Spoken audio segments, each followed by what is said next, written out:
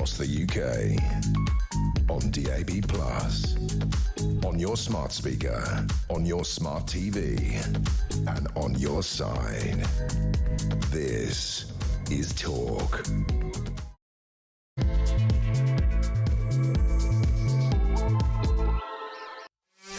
There you are. Good afternoon and welcome to Drive Time right here on Talk. I'm Kevin O'Sullivan and I'll be your host for 3 thrilling hours of breaking news, views and topical debate all the way to 7 o'clock. Get on the show, get on the phone and call me on 03444991000 or you can WhatsApp voice note me on the same number and I promise to play your message out. It is Monday, February the 16th. Here's what's coming up. Yet another Starmer U-turn as our spinning top Prime Minister stages his latest screeching reversal and uncancels the 30 local elections he had hoped to call off, restoring in the process the right to vote for 4.5 million disenfranchised citizens. Under threat of legal action by Reform UK, complete and utter lawyer Keir was told he would lose the case. And hey presto, all the vanishing May elections were back in business. This new excruciating embarrassment brings the PM's U-turn tally to an astonishing, unsweet 16 U-turns now. What is the point of a leader who can't make up his mind, and even when he does, he always changes it? 03444991000. Meanwhile, if Keir Starmer was a proper Prime Minister, which of course he seriously isn't, he would stamp on the escalating insanity surrounding the judicial process to Britain's ruinous migrant crisis. A judge rules that more than 70 foreigners who broke into the country illegally are entitled to a total of £500,000 to compensate for their mobile phones being seized while the authorities investigated who they are and where they came from. Naturally, the balmy beak decided that their rights had been breached under the terms of the European Convention on Human Rights. And so, they were all in the money. Our money. With thousands more migrant chancers set to cash in on this asinine settlement, the bill will run to millions. We are in the grip of madness, folks. How do we make it stop? 03444991000. In other asylum seeker news, more and more obvious adults get away with claiming to be children to boost their chances of staying in the UK, and critics demand that the RNLI stops operating its water taxi service, heading out into the English Channel to pick up the small boaters and ferry them into Dover and Folkestone. Is that the RNLI's job? Is that why people generously donate to the charity that keeps the lifeboats afloat? 03444991000. Also today, calls for the police to get their skates on and nick the King's brother, awful Andrew. Those calls are reaching fever pitch. Crazy Ed Miliband's deranged nut zero lunacy collides with reality. Chelsea soccer stars cruelly ignore the excited little kids waiting to see them. A former Bond girl says 007 must be male and white. Do you agree or disagree? 03444991000. And Kinsey Schofield will bring us up to speed on the latest outing by fun-loving duo Harry and Meghan. All that and so much more. So don't go anywhere. Stick with me right here, right now on Talk, the home of free speech and common sense. Let's spend Monday afternoon together. There's a Reform Party gathering going on right now. Nigel Farage has made his thoughts clear about his stunning victory, really, over the government, over Keir Starmer. Legal action pending against Starmer's decision to invite councils to delay or postpone or call off their local elections, ostensibly, he said, because of boundary changes and reorganisations, bureaucratic reorganisations. Everyone else said, nah, you're doing it because you are scared, you're running scared, you're going to get a shellacking in all those local elections and you just want to spare your own blushes. That's what the critics say. He's now literally addressing the faithful, relishing his victory, his triumph over Keir Starmer, because Keir Starmer has been informed that to cancel these elections, to postpone them, would be unlawful and he would lose the case. So a triumph for Reform UK, more absolute humiliation for the government, for our useless spinning top, turn, U-turn, turn, Keir Starmer Prime Minister. Unbelievable. Let's go over to the senior fellow for the New Culture Forum, Philip Kisley. Philip, well, I was going to talk to you about this latest migrant madness. We will talk about that in just a second, but this has broken in the last hour or so. You know, we calculate, but there could be more, that this is the 16th U-turn by this Prime Minister, making these solemn pledges. No, we're not for turning. No, we have to stick with this. Winter fuel allowance, farmers' inheritance tax, so on and so on. We're going to stick with this, It may be unpopular, but we have to stick with it. And then about a month later, OK, well, we changed our minds. People don't like it. Let's change our minds. This time he's done it again. Another U-turn. I mean, this guy, Keir Starmer, he had already run out of credibility of prime ministerial authority, but this plunges him into a whole new world of trouble, doesn't it? You know, somebody said about prime ministerial authority that it's like virginity. Once it goes, it's gone. And this guy, I mean, he'd already lost it. Now this latest excruciating U-turn. He's finished, isn't he? It's just day after day, Kev. He's terrified of his own shadow, but more than that, he's like a rabbit in headlights when it comes to Nigel Farage. What we've just seen now in this last hour or so, Nigel Farage taking one of his decisions and reversing it and representing it as essentially the Reform position, which everybody should have a vote. I think we're going to see it's a very basic position, and it's what we should have. But yeah, that's what we were telling you, Keir, when you cancelled the elections, and now you agree with us. That's ridiculous. You know, I think we're going to see much more of this. I think if Nigel can do this once, he can do it time and time again. And I think, you know, over the next however long Keir Starmer lasts, let's say, just for argument's sake, he lasts until May. I think we'll see some more of this stuff happening. And what it will really do is consolidate Nigel Farage's position as, like I say, the kind of proxy leader of this country. So I'm really delighted, actually, that this has happened, because it's another nail in Keir Starmer's coffin.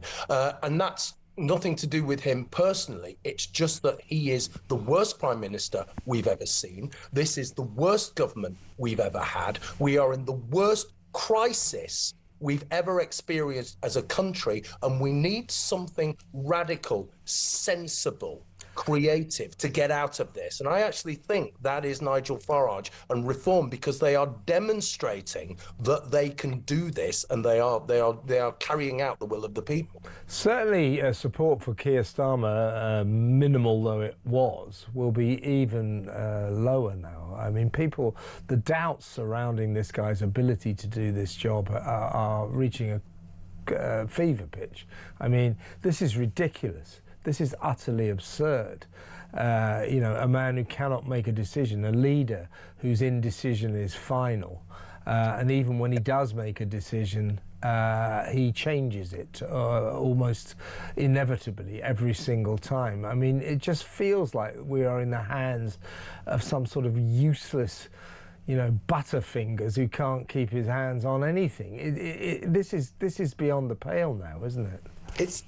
It's actually quite painful to watch as well, because we've gone beyond I'm not angry with him anymore. I just look at this and I just feel he should be put out of his political misery. You know, there's something quite cruel about it, just carrying on and carrying on and carrying on, because I look at him and this man is so out of his depth. He doesn't know what to say. He doesn't know what to do. Everything he does is wrong.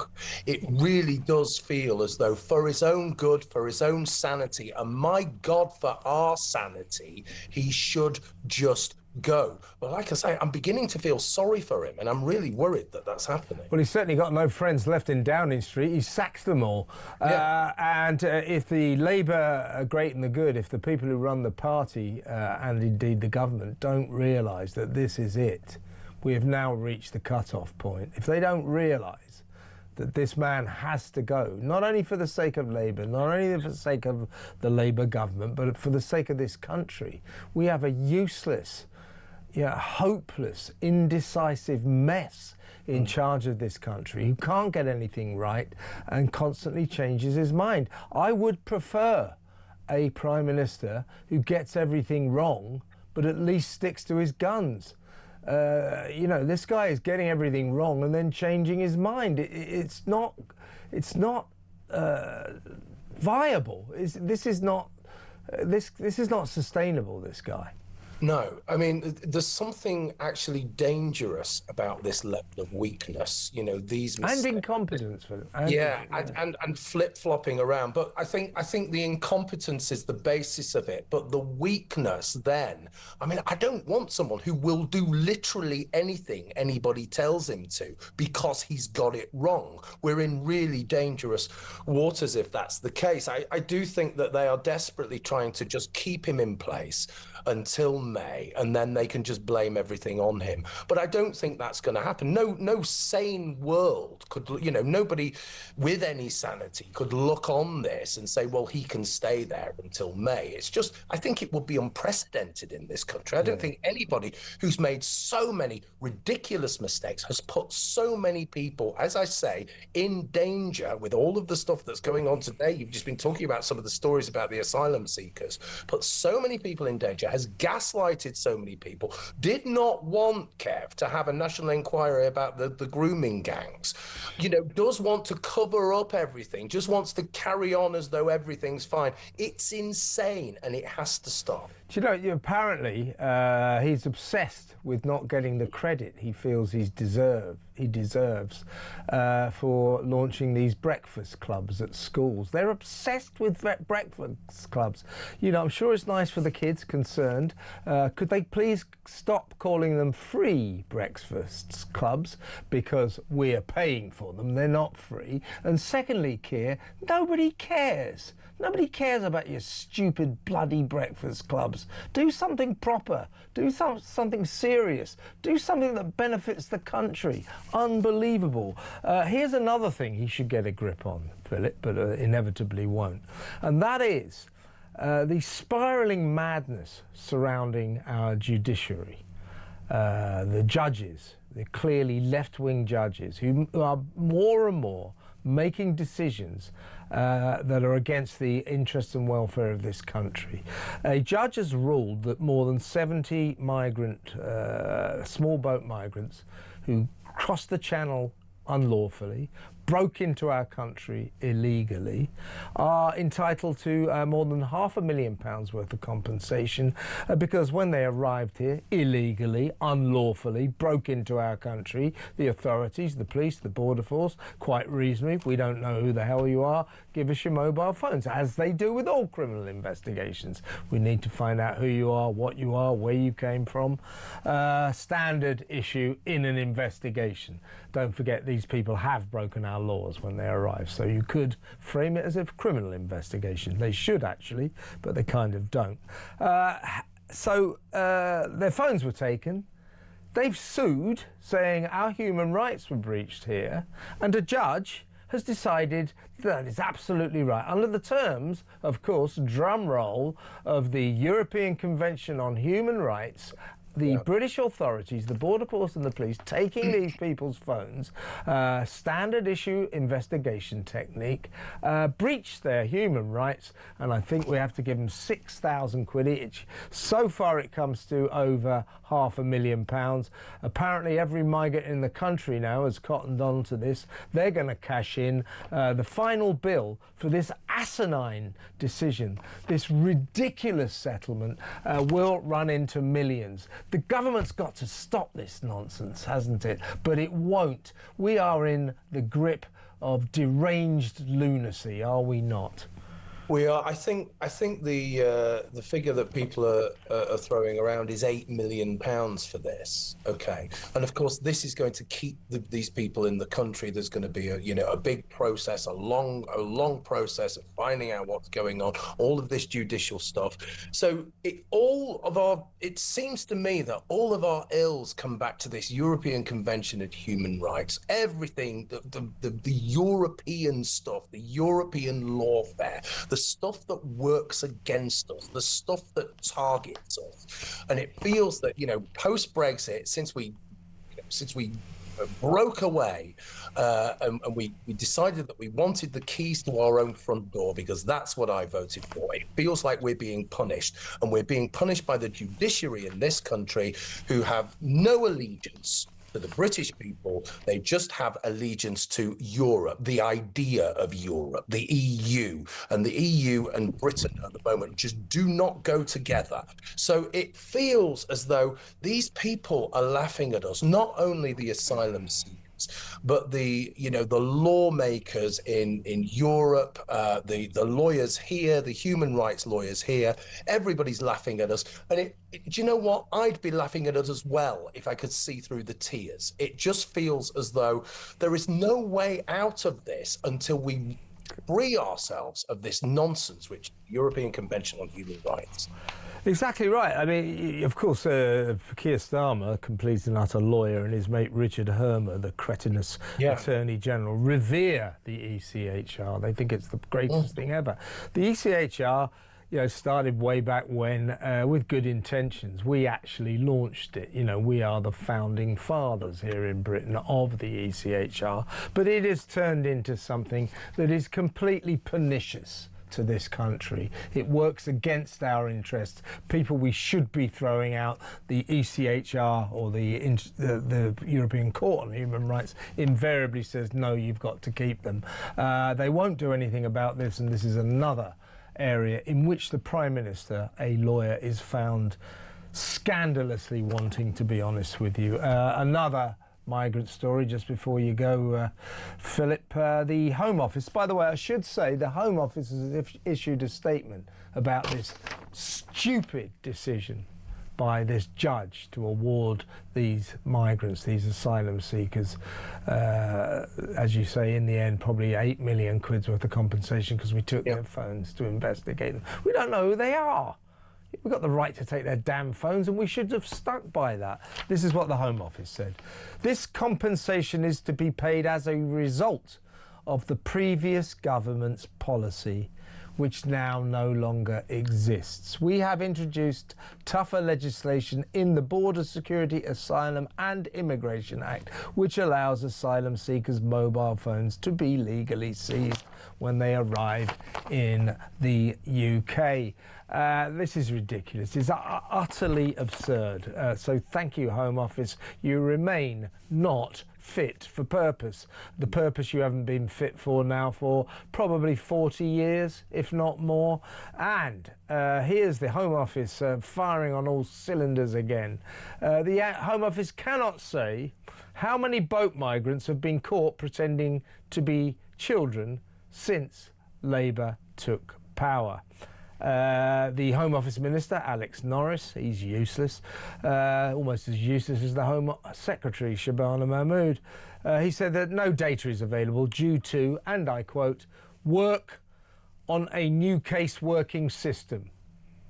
What does that mean? What does that mean? What does that even mean? So you get all these guys, with beards and balding, grey hair, turning up and saying, oh, I'm a 15-year-old schoolboy. Invariably, they end up being like, we find out they're a 28-year-old murderer from Serbia or something.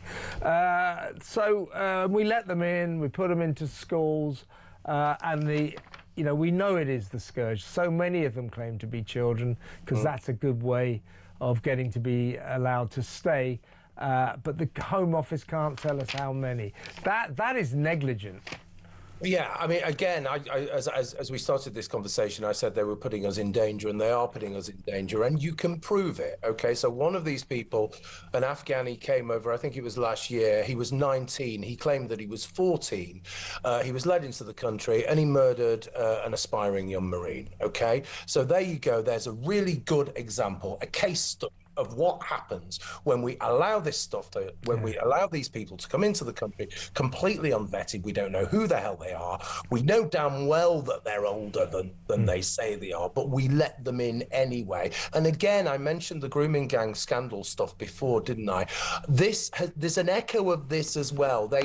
We haven't got the data, or we've lost the data, or the system's changed. It was the same thing with the grooming gangs, wasn't it? They were not recording the ethnicity of the people. Exactly. It's all about identity politics. It's about political correctness. It's about ideology. And more than anything else, it's about, as you said, negligence. That's the key thing. It is. Our interests are being worked against. And that guy you're referring to, the guy who killed that aspiring Marine in Bournemouth, he turned up, I think he was originally from Syria, and he arrived here saying he was a schoolboy. And they actually put him in a school in Bournemouth. And he was expelled from that school, I think, for taking a knife in. So they put him in another school. Then he went out on the town one Saturday night and murdered this guy, stabbed this guy to death in a punch-up outside a nightclub. And then it transpired, you know, he was about 24 years old, was not a schoolboy, and he'd killed two people previously when he was in Serbia. And we just let him in and said, yeah, you're in class 4C. It is pathetic, Philip. It is pathetic. We are being let down by a government that does not keep us safe, and there's nothing worse you can say about a government than that. Philip, really great to talk to you. Thank you so much. Philip Kisley there from the New Culture Forum. Next up, Andrew Lowney, author Andrew Lowney, on the growing calls. They're reaching crescendo now, fever pitch. Time for the police to announce an official criminal investigation into that low-life oaf, the former Prince Andrew. Too many allegations against him to ignore. Why are they dragging their heels? That next, stay tuned.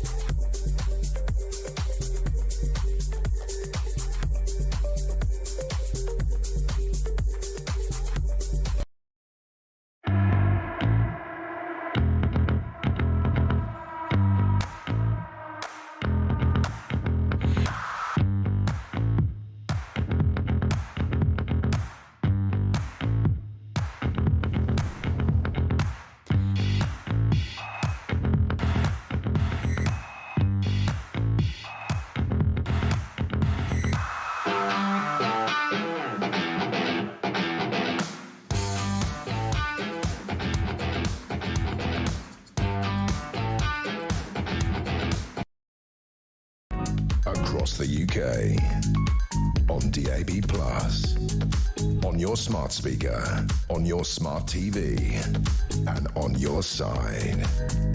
This is Talk. Welcome back. Now, I've been banging this drum for at least a week, and so has my next guest. It is summed up on the front page of the Daily Mail today. So, what are the police waiting for?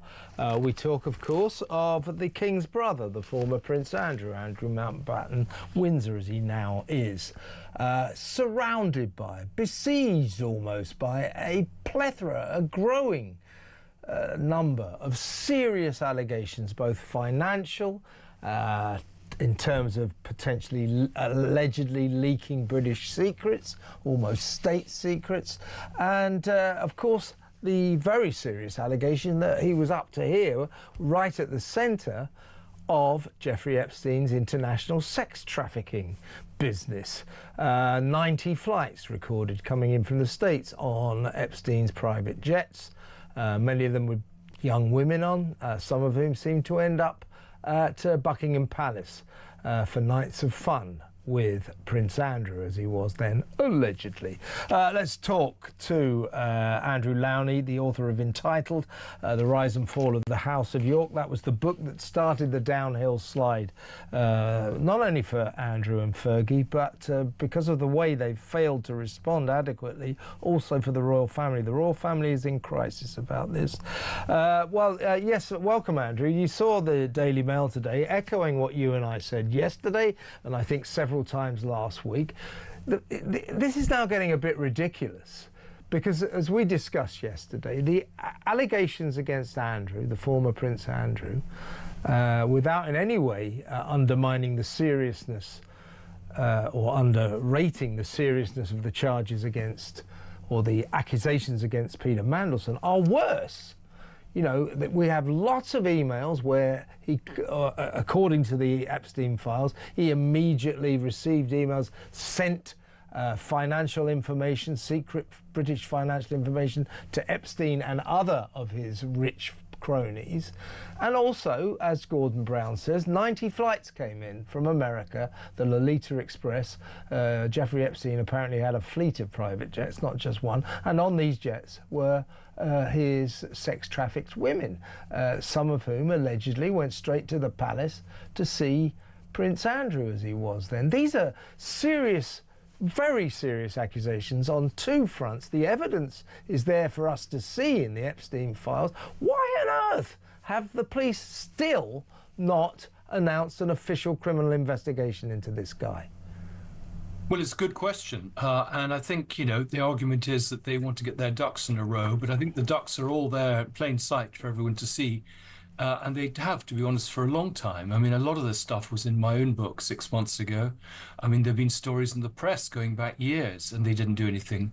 And there are a whole series of other occasions. I mean, he couldn't explain £1.3 million he'd got in a High Court case in 2022.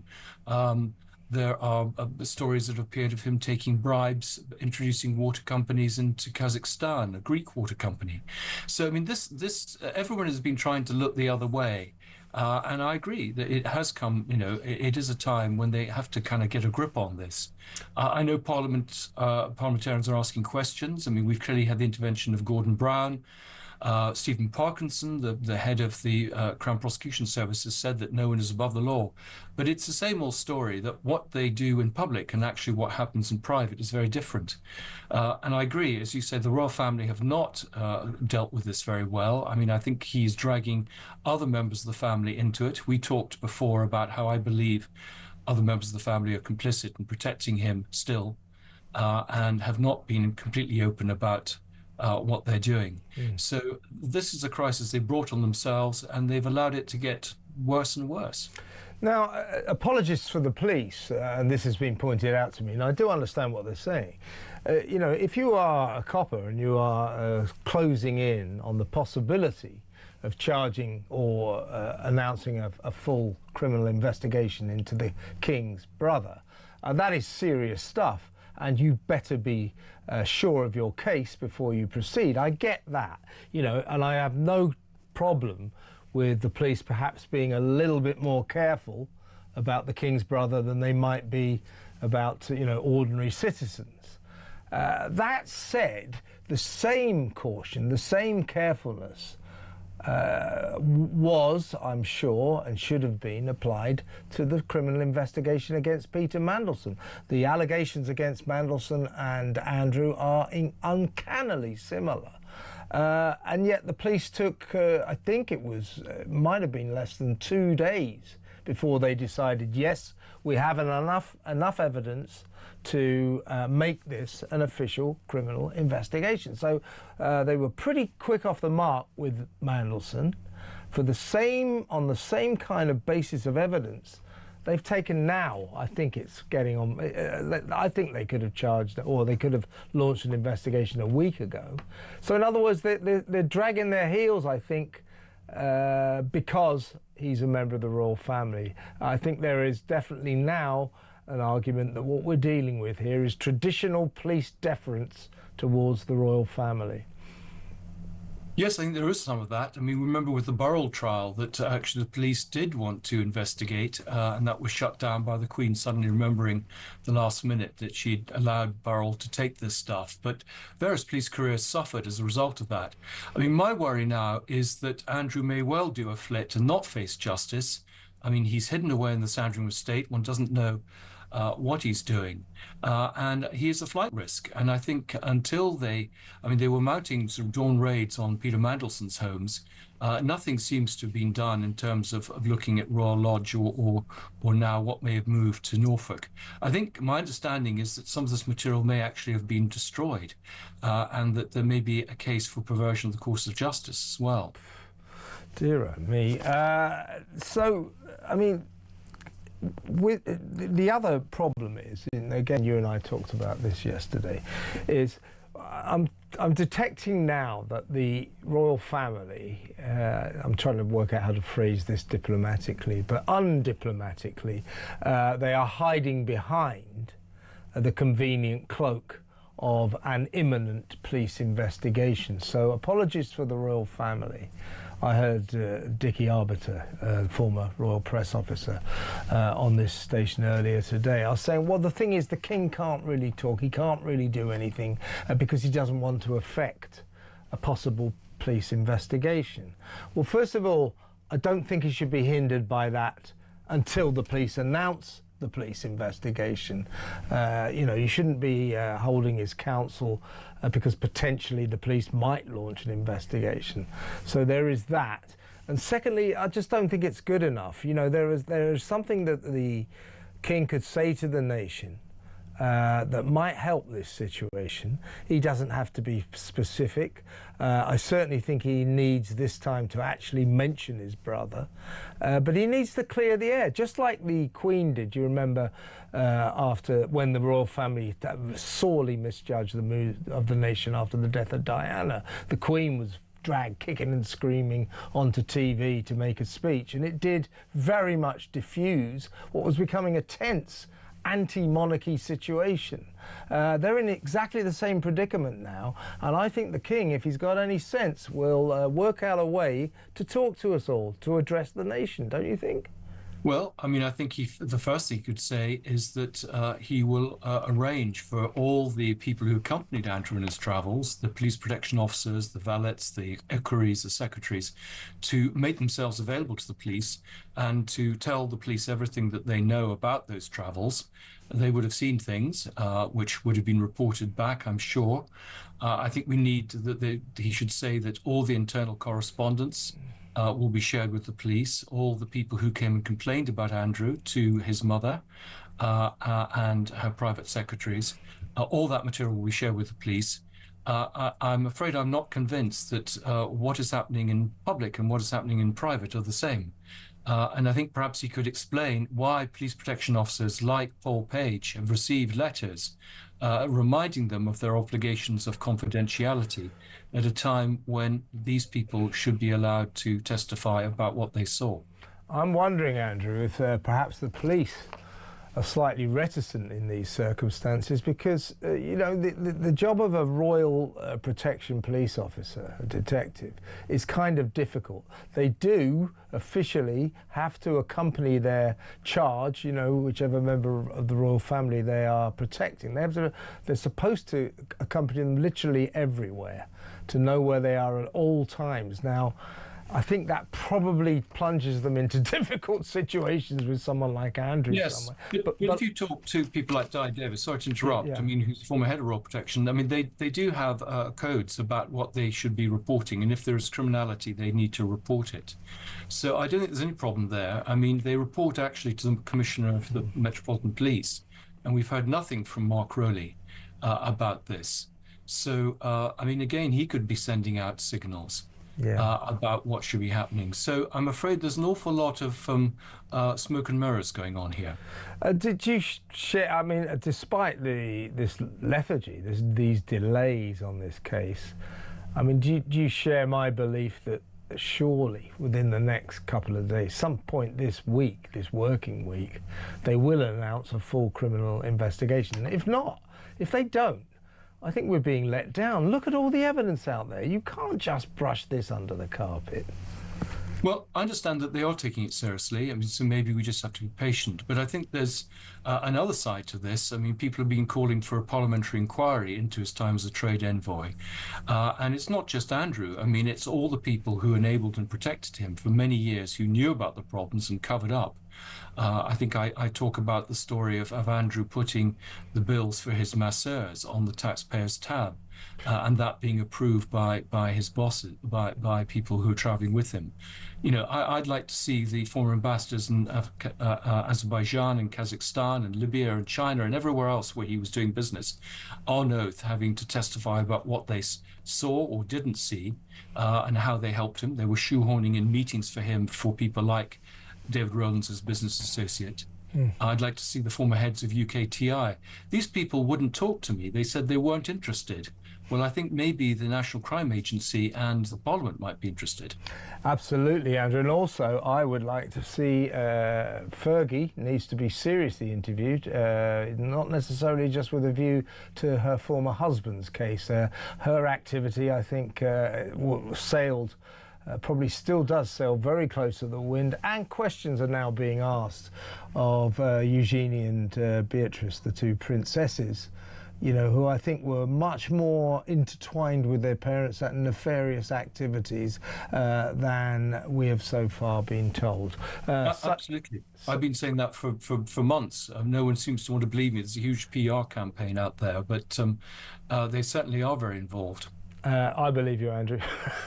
Listen, it's great to have you on the show always. Let's talk again as soon as we can. Andrew Lowney there with the latest developments on the former Prince Andrew saga. It is getting ridiculous. Don't you think it's time that the cops announced a proper investigation? I mean, they don't drag their heels about Joe Soap like this. You know, if they were after you or me and there was similar evidence out there, we can see it in the Epstein files, trust me, you know, we'd probably be in Wormwood Scrubs by now, but we'd certainly be dragged in, had our collar felt and be interviewed. Andrew needs to be interviewed under caution. He doesn't need some sort of perp walk and handcuffs and all that sort of thing. No one's suggesting that. He presents himself at a police station and is interviewed under caution and informed that he is under official criminal investigation by the police. It's not rocket science. That's what we need, and we need it now. Don't you think? 03444 991 1000. Let's talk about green madness next. Old crazy Ed Miliband's at it again. So stay tuned.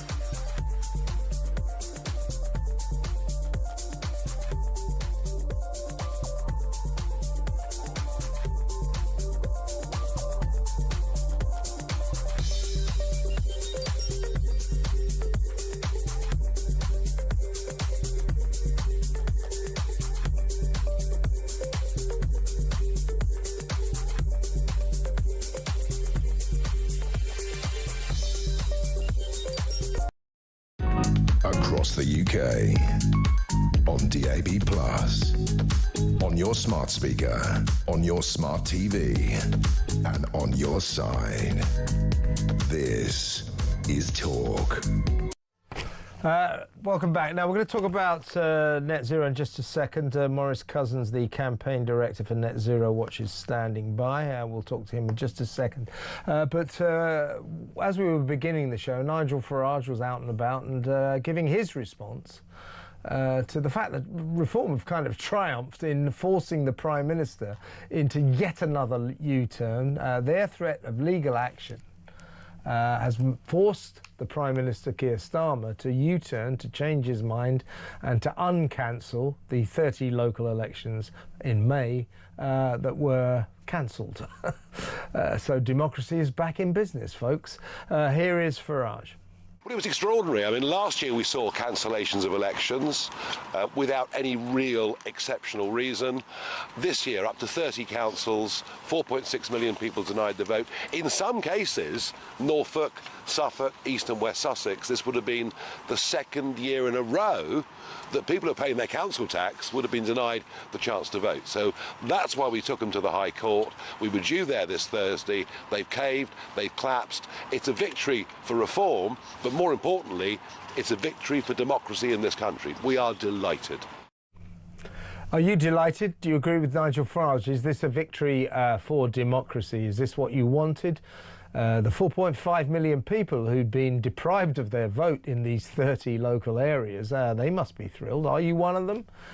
Give me a call, 03444 99 1000. It is nice, isn't it, to see that democracy is going to happen after all. There was the government cancelling the democratic process, but it's back on. Thank God for that. At least our legal system stands for something. Right, let's move on to Net Zero Show. Ed Miliband has been told he has a stark choice. If he wants to reach his mad net zero targets by 2030, there's only one way he can do it. That's by imposing blackouts on us to save it power. So if he wants to get to his targets, he has to impose power cuts on all of us. If he doesn't impose those power cuts, he won't make his targets in 2030. Knowing that madman, he'll probably give us blackouts. Let's talk to the campaign director at Net Zero Watch, Maurice Cousins. Maurice, hi. This is, in my view, this is Ed Miliband, Crazy Ed's derangement, his net zero derangement, colliding with reality. And he doesn't come out of it well, does he? Not at all. Not at all.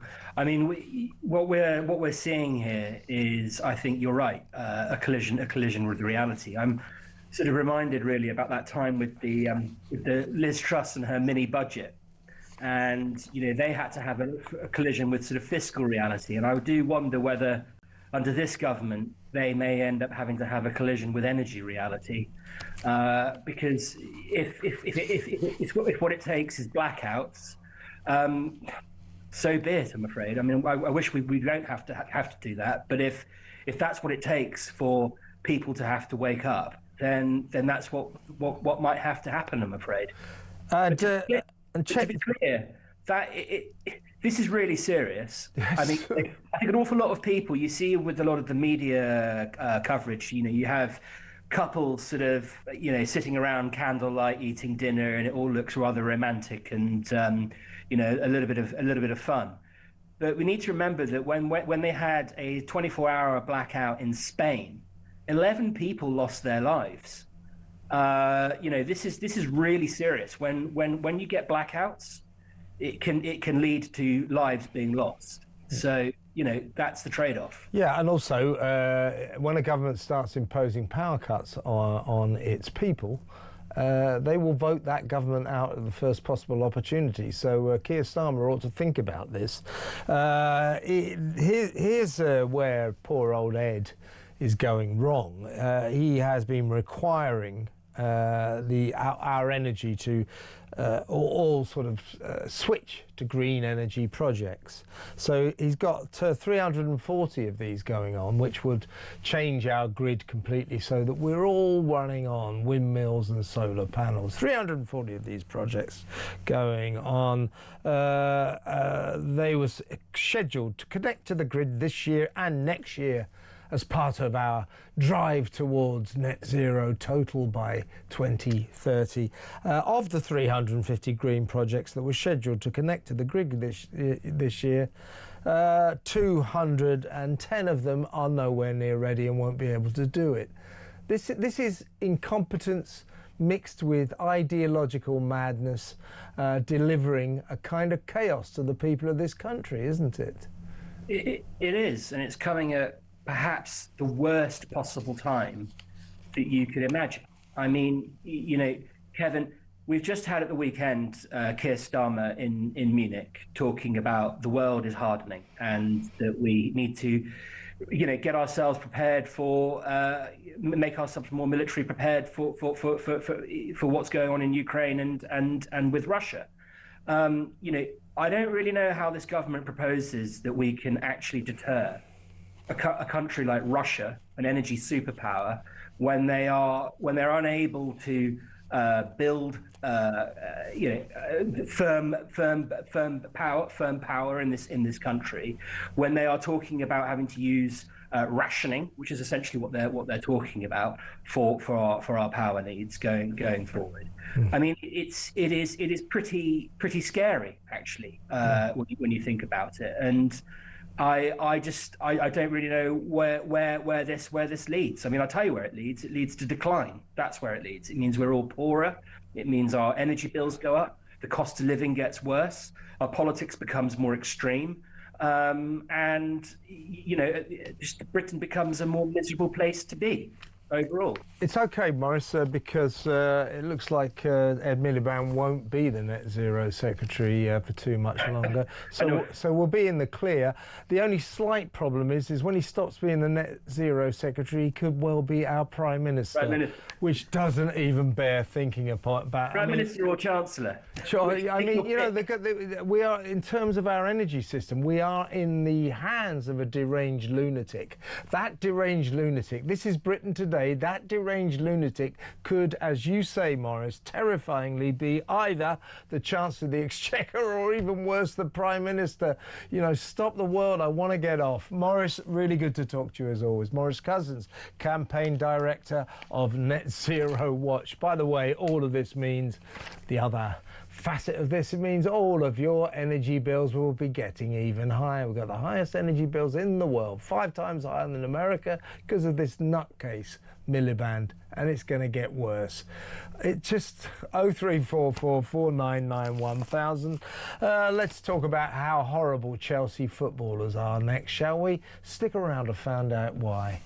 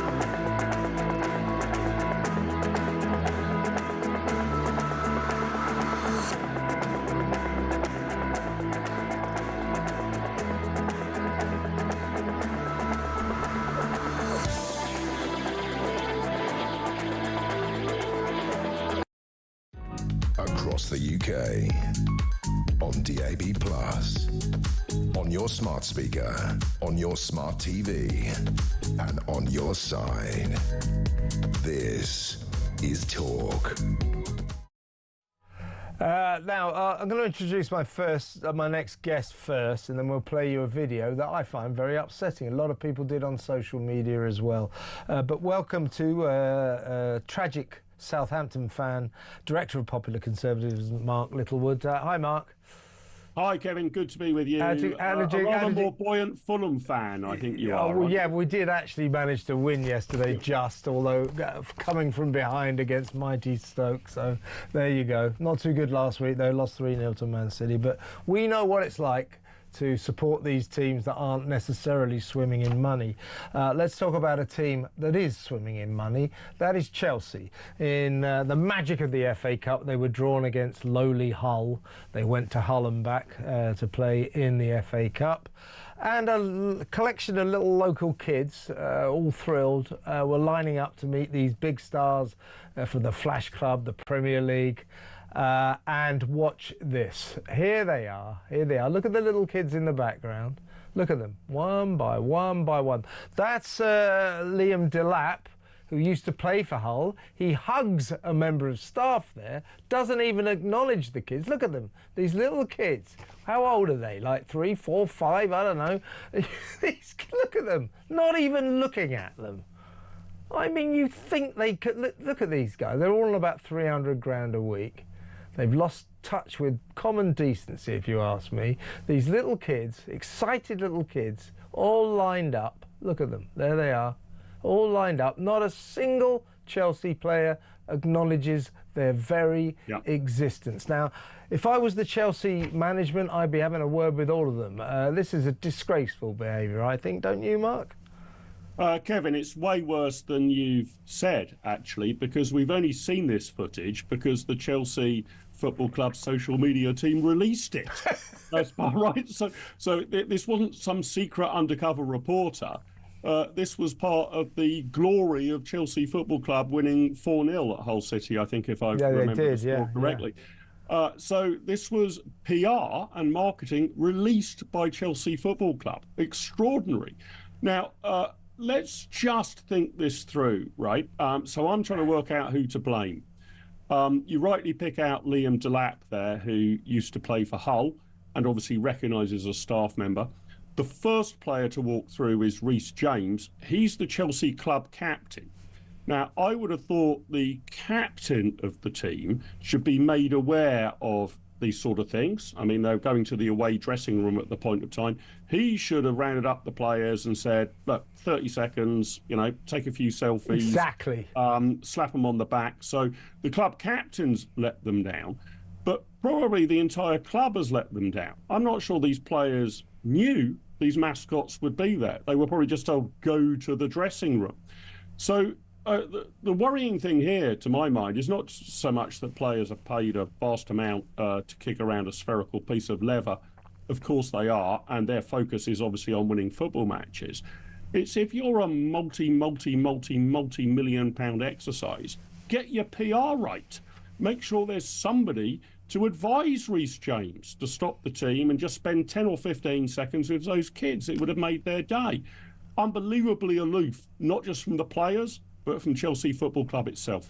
I think you're absolutely right. They should have been told, but if they were sort of normal human beings who didn't dwell in a kind of wonderful world of 300 grand a week fantasy, they might have had the human decency to notice these little kids and say hi.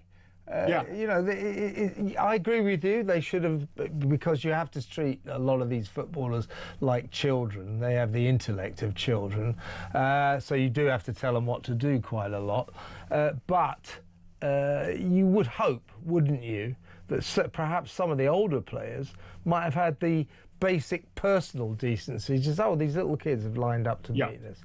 But not a single one of them. Not a single one of them even looked at these kids. I think it's a really upsetting bit of footage to watch, and loads of people on social media, including Sharon Davis, were very upset by this, and I can see why.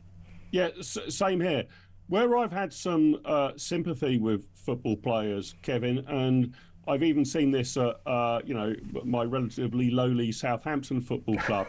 Is a player walks out and there are hundreds of people in a gaggle trying to get photographs, signatures or whatever.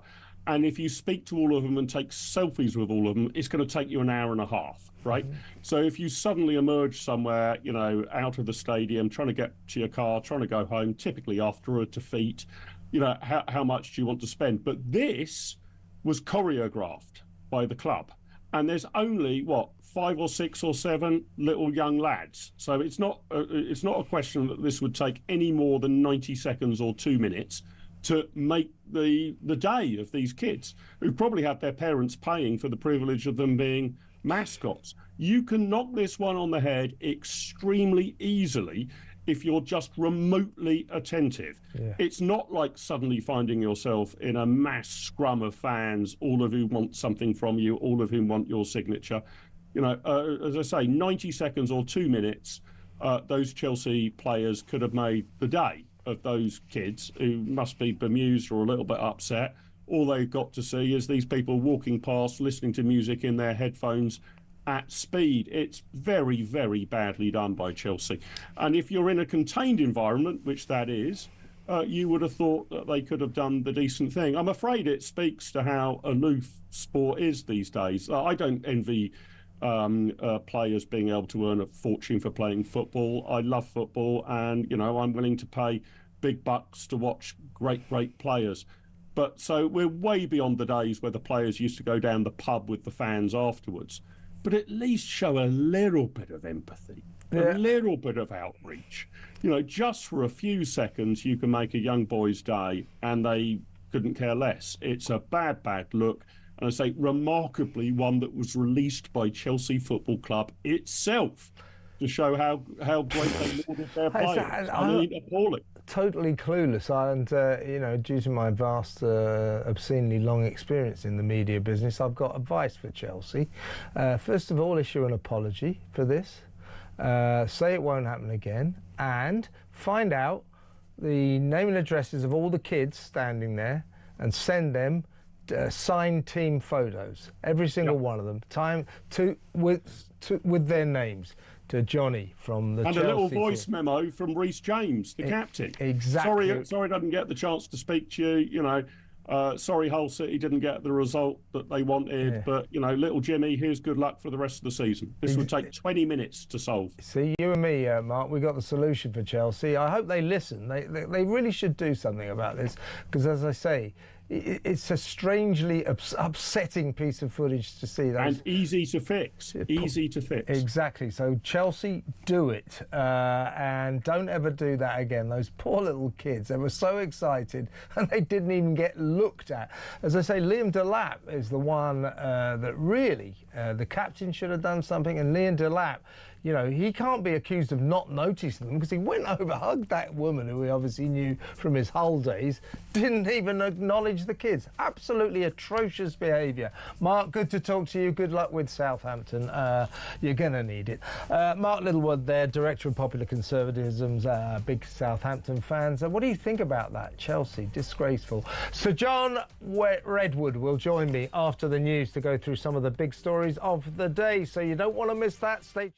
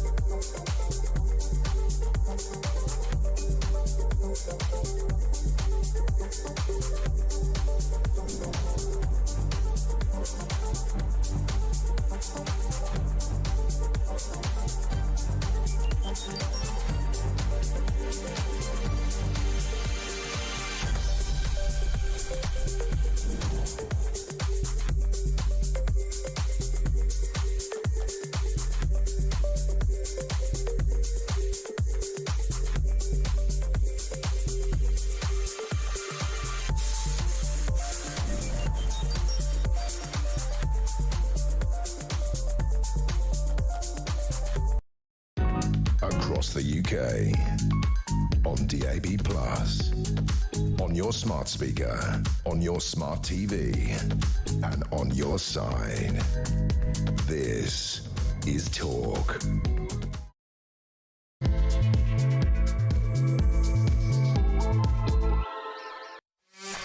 Welcome back. In a little while. I'm going to be discussing the fantastic innovation at the Bank of England. The Bank of England, you know, used to be full of blokes in bowler hats. Not anymore.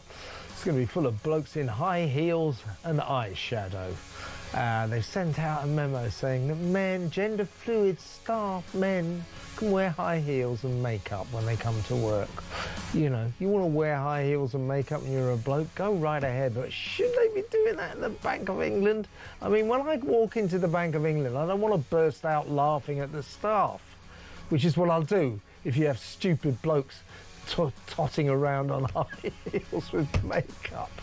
Honestly, it's like I keep saying, folks, you know, stop the madness. It is getting crazy, too crazy. We'll talk about that in a little while.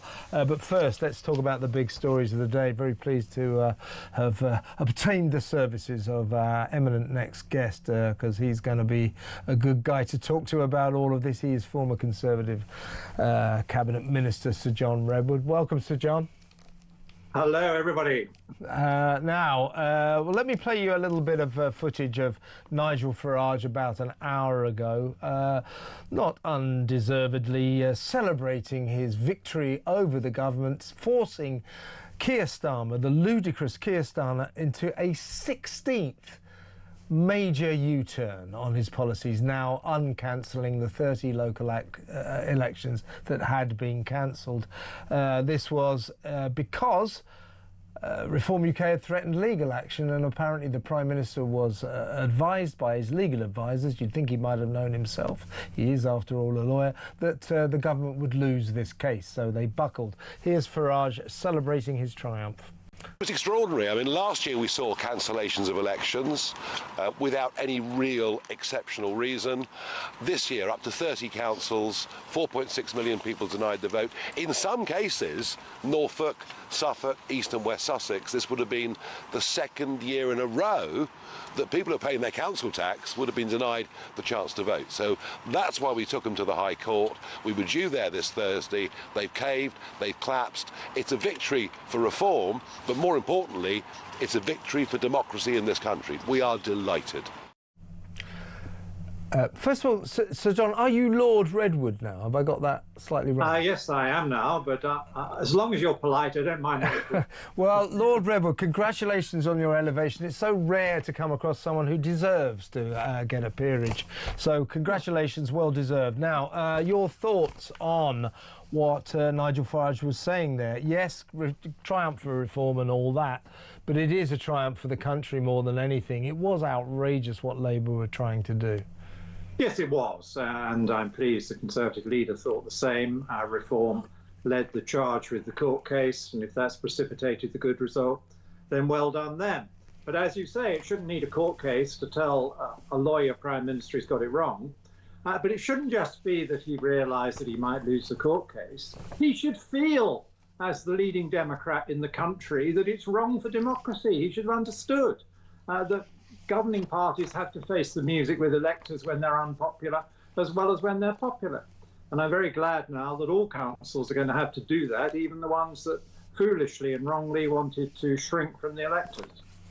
What do you make also the Prime Minister is letting it be known he's very, very pleased that the 4,500,000 people who were about to be deprived of their vote will now get their vote. So he's framing this ludicrous U-turn, this screeching reversal of his policy, as some kind of victory for democracy that he has presided over. I mean, his shape-shifting is out of control, isn't it? Well, it's another reason why we don't believe him on so many things. I mean, and it's shameful, because we know that he and his colleagues fought tooth and nail to stop the opposition when we were all saying that the cancellation of these elections is wrong. And he had no good word to say then for local democracy. If he suddenly discovered it, it's because he's lost, it's because he thinks he can't get away with it. But he really shouldn't dress it up as a new belief. Because if you really believe in democracy, you wouldn't have cancelled the elections in the first place. Yeah, and here's another thing, implicitly, you know, I should stress that Labour have always said, oh no, this isn't about cancelling democracy. This is because the boroughs that we have invited to potentially postpone their local elections will be soon subject to boundary changes and administrative bureaucratic difficulties. So all in all, it'd be better to wait for that until you have your election. What he was effectively doing was saying to a load of Labour councils, would you like to lose power or would you like to hang on to it, to cling on to it? But that was the reason Labour gave. It was administrative, it was the change of boundaries. Now, it has clearly been, or his lawyers have pointed out, that excuse will not fly. Nobody will believe you. It's clear that's what's been said to him. Yeah, and I'm glad that has been said to him, and I'm glad he's listened to the legal imperative when he wouldn't listen to the democratic imperative from the common sense of most other people looking at it.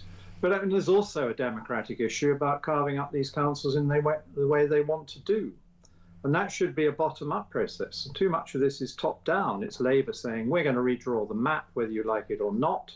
And the council's trying to delay because they don't want the map redrawn in the way they're suggesting.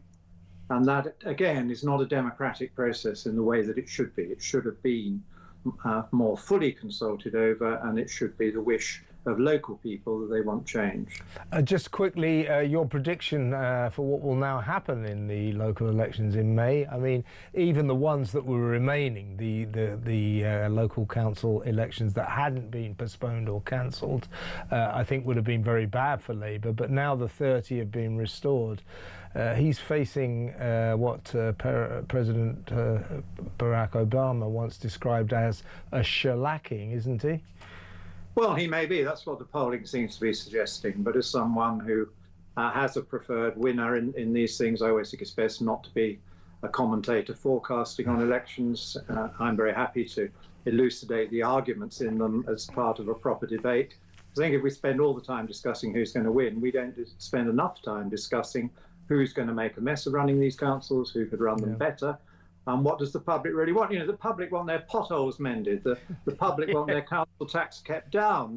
The public want good social services, but they want them to be run effectively and with a sensible grant from the government. These are the things that we need to get out there and discuss, rather than all this noise about who's going to win and whether we have elections at all.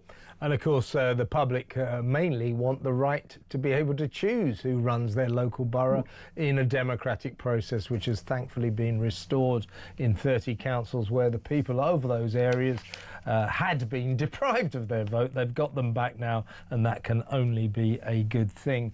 Let me move on, if you don't mind, Lord Redwood, to the next insanity surrounding our government. This is the extraordinary decision by the courts to award a total of more than £500,000 worth of compensation. I think it works out about £6,000 per person, to more than 70 migrants who sued the government, saying that their human rights had been abused, breached, by the fact that when they came across the channel illegally in unlawful small boats, attempted to break into our country, and the authorities, it seems to me, quite reasonably said, could we have your mobile phones because we need to investigate, like they do with all suspects. They said, well, they took our phones away. That abuses, that breaches our human rights. We want compensation, and our courts have just decided, quite right, £6,000 each. We now understand that after these 70 migrants, these sort of spearheading migrants, succeeded in this endeavour, thousands more are now going to cash in on the same basis, and our final bill for paying compensation to illegal migrants for taking their phones for investigation purposes will come to more than £8 million. Isn't that special? Well, I mean, it's just outrageous. It's unforgivable. And clearly the government should be appealing this case and trying to get the courts to come to a more sensible judgment. I'm normally dead against retrospective legislation, but if the courts really don't get it, maybe Parliament has to tell them through a piece of retrospective legislation that where people are coming in illegally and they are clearly assisting crime because they are paying money to the people who organise these trips, and they may well be money laundering doing that, and they are trying to effect an illegal entry. It is perfectly reasonable conduct by the prosecuting authorities to try and collect evidence. I've always said that these people, when they arrive, if they're still going to be coming, should immediately be asked to give a full account of who they paid and how they got on the boat and who was driving the boat, because they should immediately, if one of these boats is picked up, be arresting the person organising the boat, and they should be finding out who Mr. and Mrs. Big is, who is making all the money out of these large fees these people are paying. So of course you need to apprehend the mobile phones. I know government's now got round to changing the law for the future, but I think some combination of appeal and, if necessary, retrospective legislation should make it clear that we're not paying people compensation who behaved in this way and had to surrender their phones. Yeah, I mean, the judge could have just decided, no, your claim for compensation here is unreasonable. It's ridiculous. Yeah. It is perfectly reasonable for the British authorities to seize your phone in the course of an investigation into you, because we don't know who you are. We don't know where you came from. You've come across the channel in an illegal vessel. You've tried to break into our country unlawfully. And we've turned round. This judge has effectively said that we're kind of in the wrong by querying who the hell these people are. That's just that's insanity. And of course, what is the reason for their success? They have their human rights have been breached under the terms of the, drum roll as ever, the European Convention on Human Rights, the ECHR. This is one more example that proves the ECHR is pernicious to this country. It works against the interests of this country. We've got to leave it, haven't we?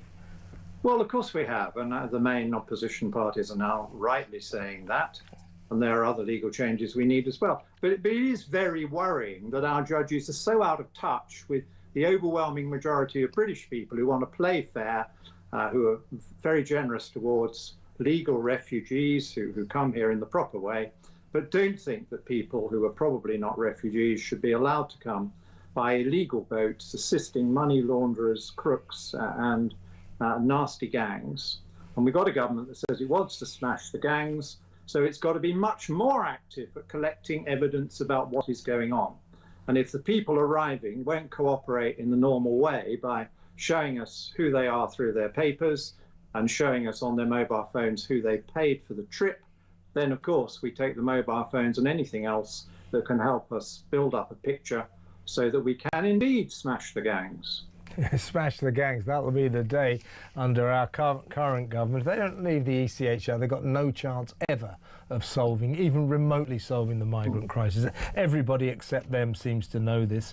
One last point, a very important point, Sir John, not Lord Redwood. I'm sorry. Whatever. I'll have to get used to this. You're the new King Charles. We called him Prince Charles for about 8 months before we finally got used to King Charles. So Lord Redwood, one last point. It is this seismic event in the world of the right on Friday when Rupert Lowe changed what he had always studiously styled as not my party, it's a movement, Restore Britain. He made a big point of this. I interviewed him many times. It's not a party, Kevin, it's a movement.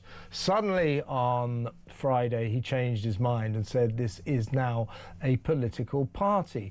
There was an immediate poll which put him on 10% alongside the Lib Dems. I think that's probably, you know, an optimistic rating, but a lot of support for Rupert Lowe. Meanwhile, there's still significant support for Ben Habib and Advance UK, his party. So you've got these two former scions of reform, you know, whose animosity towards Nigel Farage is well known. Both formed their right-wing parties, Advance UK and Restore Britain. And then, of course, you've got Reform. Then you've got your party, the Conservative Party.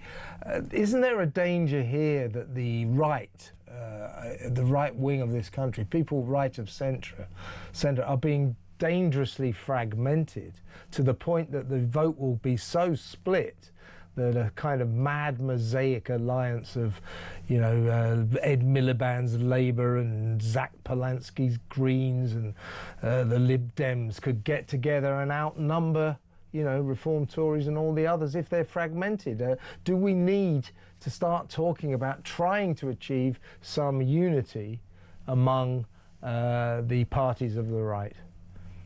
Well, I normally like competition and choice, so I can't really complain if people want to offer more choices. But you're exactly right that if we get too many splinter parties on either side of the political divide in the United Kingdom, it makes very muddled elections, and it might lead to disappointment. You could end up with either the right-wing group or the left-wing group having a majority in votes, but not having a majority in seats, which would mean people are very cheated. As you say, it's happening on the left as well as the right, because we've got the Greens and we've got the Islamic representation in the House of Commons, we've got the Lib Dems, and we've got Labour. So there's more choice emerging on the left, and we now have rather more on the right. I think what I would say is that the electorate are probably more sensible than the politicians quite often. So by all means, let's have a period of a year or two when in local elections and by-elections, these different groupings have a go. But I hope then nearer the general election, it will become clearer where most support lies, and then the public will know what to do if they desperately want a conservative alternative to this present government. Zia Youssef, the former chairman, still a big noise in Reform UK, said in an interview yesterday that Reform UK would do the right thing for the country, that it would perform its patriotic duty by, if necessary, forming an alliance, a unified party with the Tories to defeat the dreaded forces of the left. He said they would do that. That has caused some controversy. Would you be in favour of such an alliance if it meant defeating the likes of Zach Polanski and Ed Miliband? I think I'd be in favour of almost anything as long as it kept those two out of power. What are your feelings, Lord? Well, I don't think it's something that's going to happen anytime soon. I do think the major parties on the right still all think they've got something to offer, and as I've said, I think probably a period when the electorate helped them to make decisions is no bad thing, because we're not going to get a general election yet, because Labour won't want to go into oblivion this early, and their current position is very weak. And in the end, the electorate decide these things. We're maybe 3 years from an election, and things can change a lot by then in terms of relative popularity.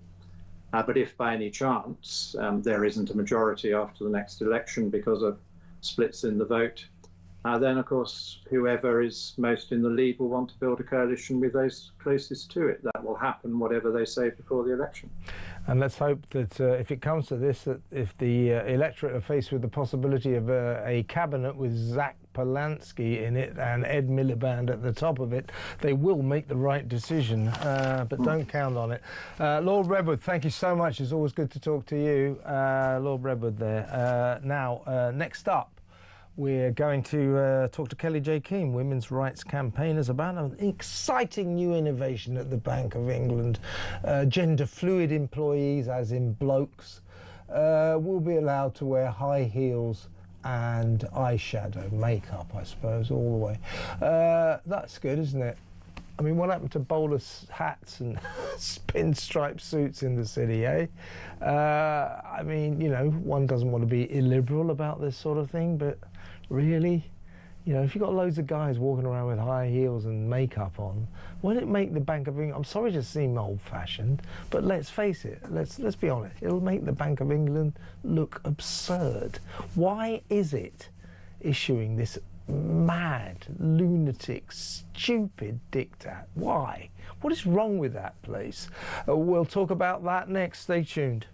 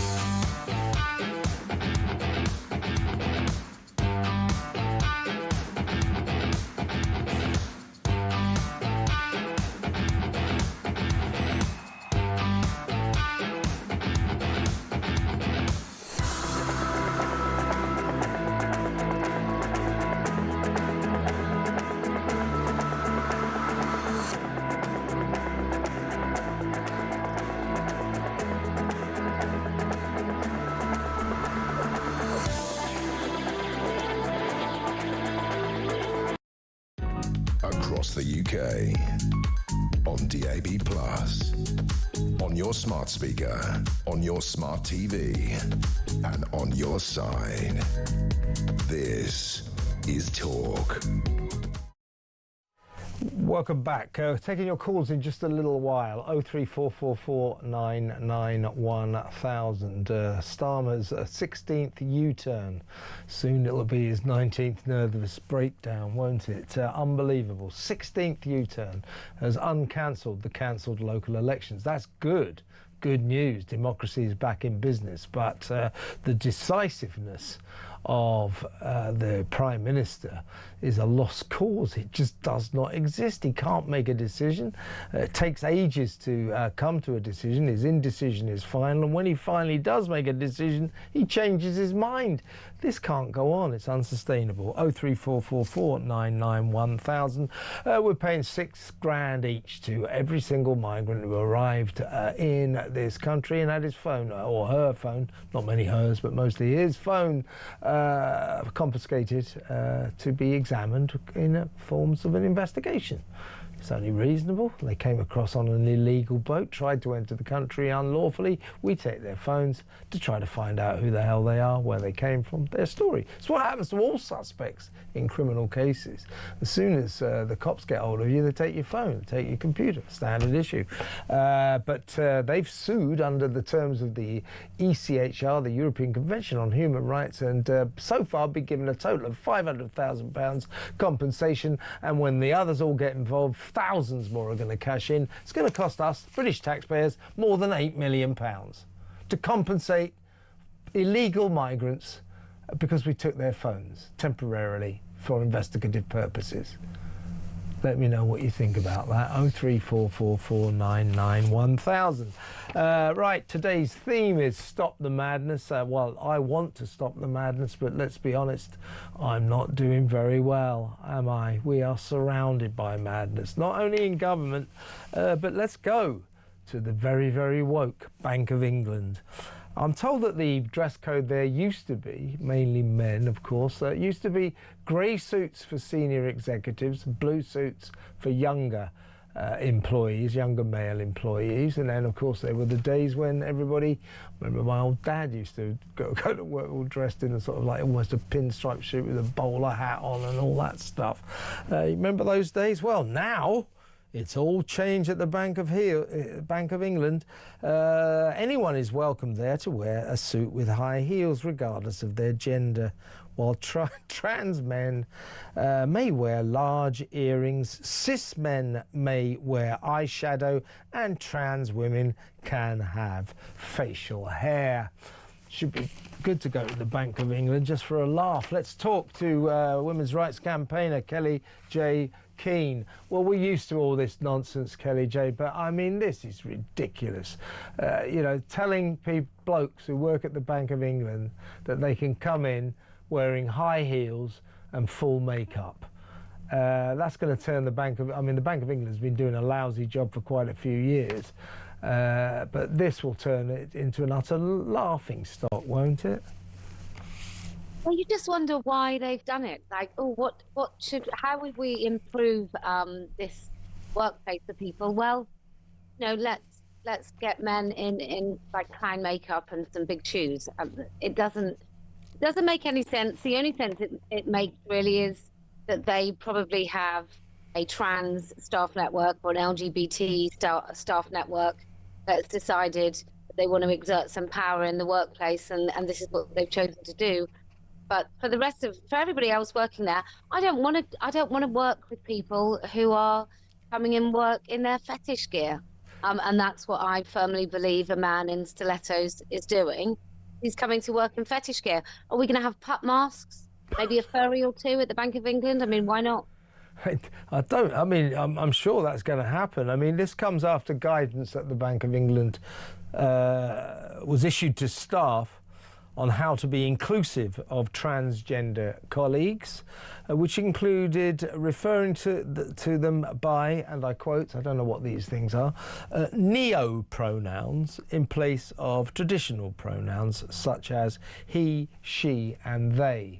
In other words, not of traditional pronouns, in place of the correct pronouns, he, she and they. Examples of what the bank mean include, I don't even know how to say this, it's XE, XEM, XYR, so Shim, Shim, Rir. The other one is ZE, HIR, HIRS, so Z, her, whose. And the other one is EI, EM, and air. AM, air. Do you think this will improve efficiency at the Bank of England, this sort of pronoun circus? 100%. If you're focused on this stuff, I do think it really does, this is probably not a word, unprofessionalise a workplace. I do think, like, I worked a long time ago, and then I had kids, and then I've just done this. But I worked a long time ago, and I was one of the many women in full suits, sometimes 3-piece, but I would wear a full suit. And I think by the time I stopped working, maybe early 2000s, I think there was just such a relaxation of attire, full stop, which I think makes the workplace less productive, certainly places like teaching.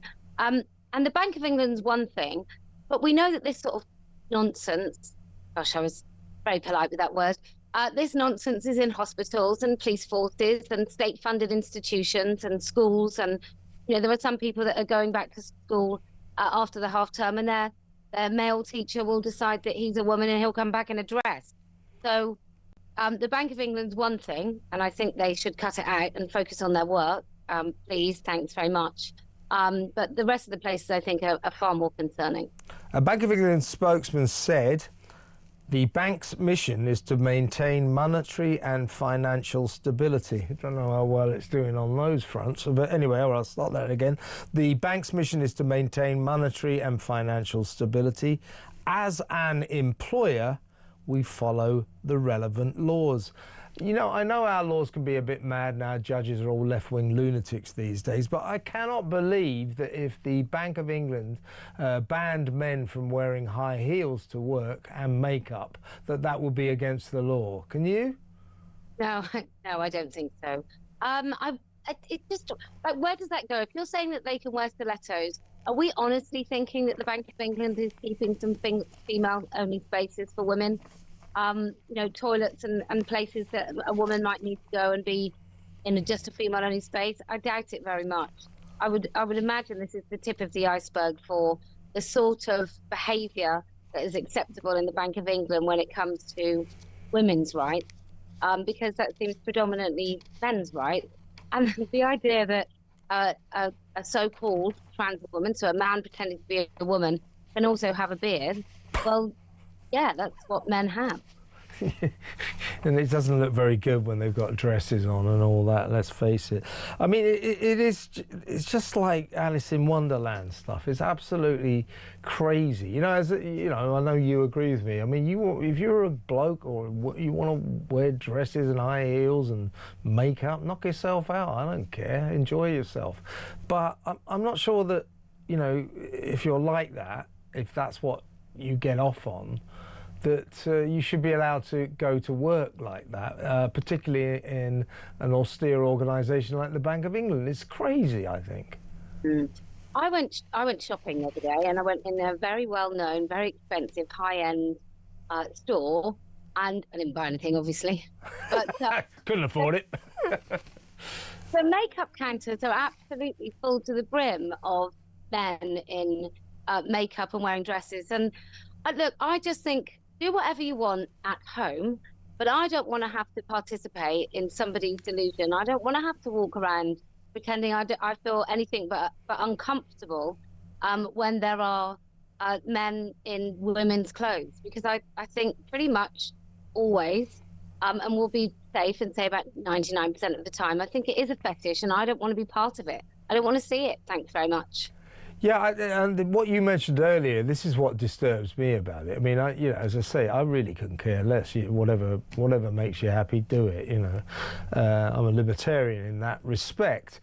But when I see guys walking around in high heels with makeup all over them, I'll tell you what makes me uncomfortable about it is this. I'm not uncomfortable at all about them doing it, but it's their motives. Why are they doing it? And if it's for sexual satisfaction, if it's for fetish reasons, that makes me uncomfortable. I think as a woman, I have quite high sort of radar for motives. I think many women do. I think it's in our DNA. It's helped us survive all these years, and it helps keep us safe. And I think, David Beckham years ago wore that so wrong. I don't think anybody thought for a minute, thought he was a woman, or he enjoyed making women feel uncomfortable. That isn't really how I gauge most of these men when I come across them. There is a layer of kind of risk. You feel slightly heightened in your discomfort. So I think for women, we automatically see more risk with those men, and it does make us feel uncomfortable. So, go knock yourself out at home, and maybe do actually knock yourself out at home, and then just don't come out into public in that attire. That would be great. Yeah, and I mean, I understand that about women. It's far more important for biological women, but trust me, there's a few of us biological men around who, I'm very, modern about all this. I just really don't care what you do with your own life, but there's something slightly awkward about men who dress up in full women's gear. They make men uncomfortable as well, but if they want to do it, fine, but maybe not at the Bank of England. No. Kelly J, great to talk to you as always. Kelly J Keane, their women's rights campaign. Would you wear, men, this is to you, would you wear high heels and makeup to work? How would that go down where you work? Let me know. Be fun if you work on a building site or something like that, wouldn't it? But seriously, do you think men should be allowed to dress like this at the Bank of England? I don't want to be old-fashioned here, but there seems something unbusinesslike about it to me. There seems something silly about it, and I think that the Bank of England should be run on more serious and less stupidly woke principles, don't you think? 03444991000. Don't forget to get on the phone and let me know what you think about our spinning top Prime Minister. Wow, round and round and round. U-turn, U-turn, U-turn. The guy is getting dizzy. He's done it again. Uncancelling the cancelled local elections. What do you think about that? 03444991000. Let's talk after the break. It's good to talk on Talk.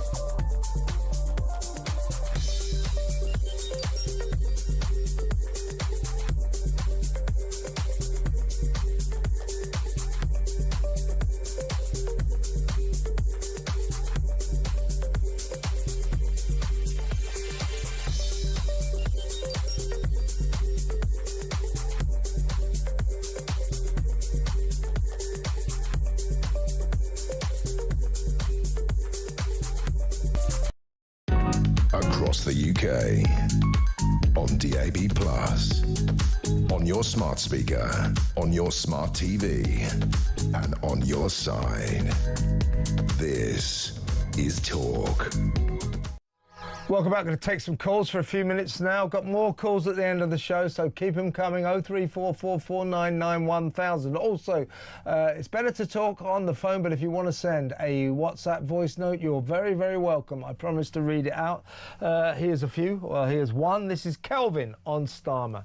Keir Starmer, yeah, if he was at the head of a company, all these U-turns and all these cock-ups that he's done, he would have been sacked long ago.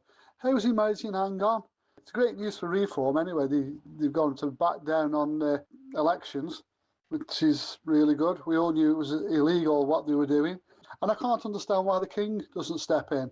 He can dissolve this government, recall him, get rid of him, and do something about it. But he's too woke. So I'd be glad to see the back end of the royal family as well as this government, because to me, they're all bloody useless. I think you're right. The thing is, Kelvin, I appreciate and agree with the essence of what you said there, but you have to understand, everybody, you have to understand, the king cannot dissolve the government. The king has no power at all. He is told what to do by the government. He is just a figurehead.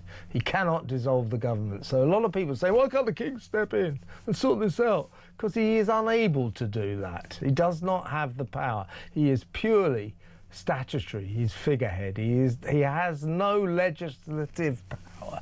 It's as simple as that. I'm afraid we have to get used to that. A lot of people always say, why can't the king do something? Because he can't. Simple as that. Let's talk to Mike in Lancashire. Hello, Mike.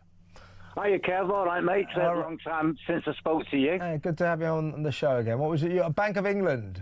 Yeah. Could I just say as well, you just had Lord Redwood on? Yes.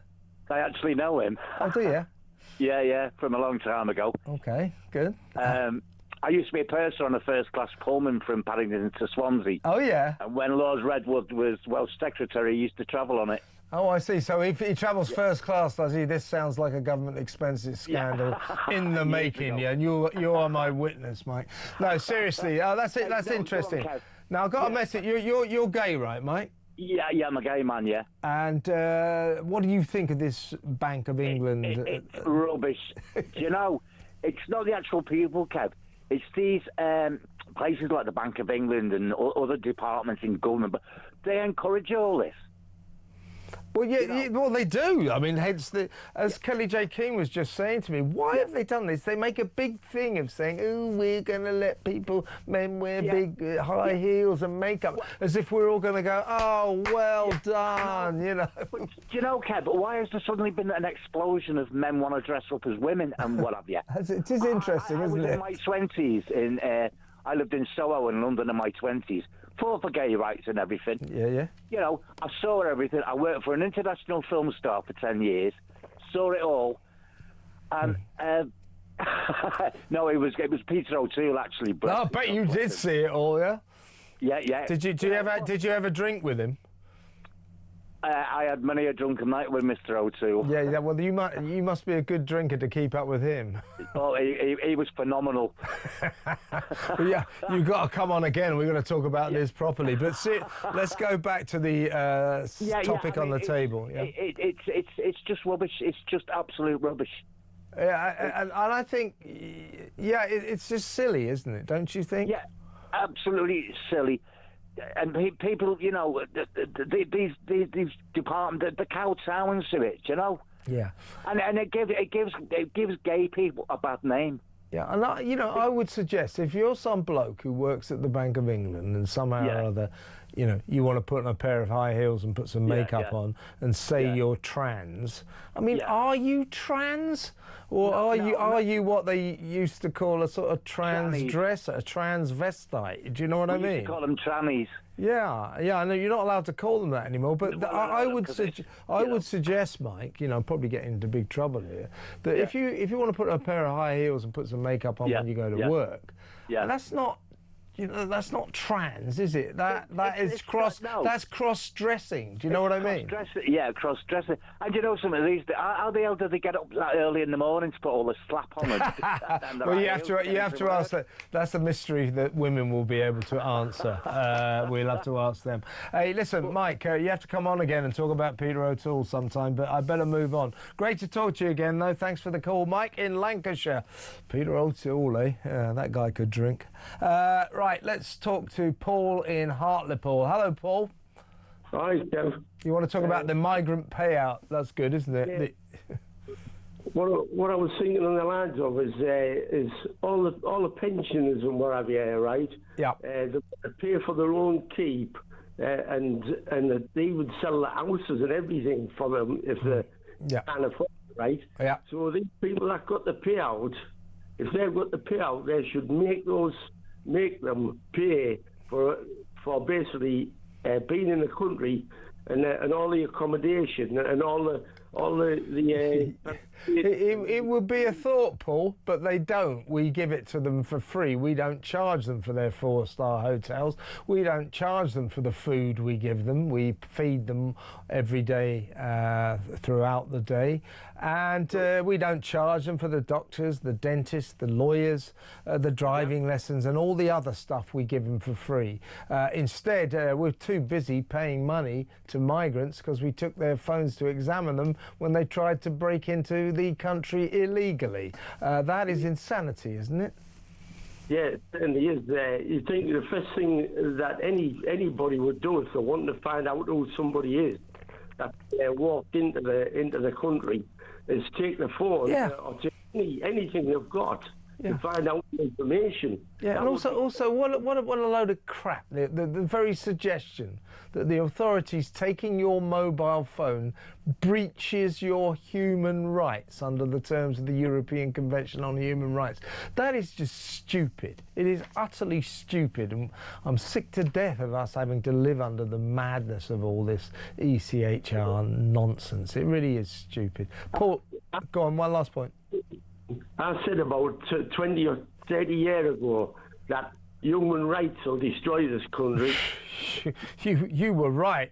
We have to get out of the ECHR and we have to stop human rights destroying this country. You're absolutely right. You were way ahead of us, Paul. Good to talk to you, mate. Paul in Hartlepool. Let's go to Peter in Dorset. Hello, Peter. Hello, Kevin. Good evening. We're in a really quite chronic situation, as I think everybody realises. Unfortunately, we've got some mad voters who decided to vote this lot in about a year and a half ago.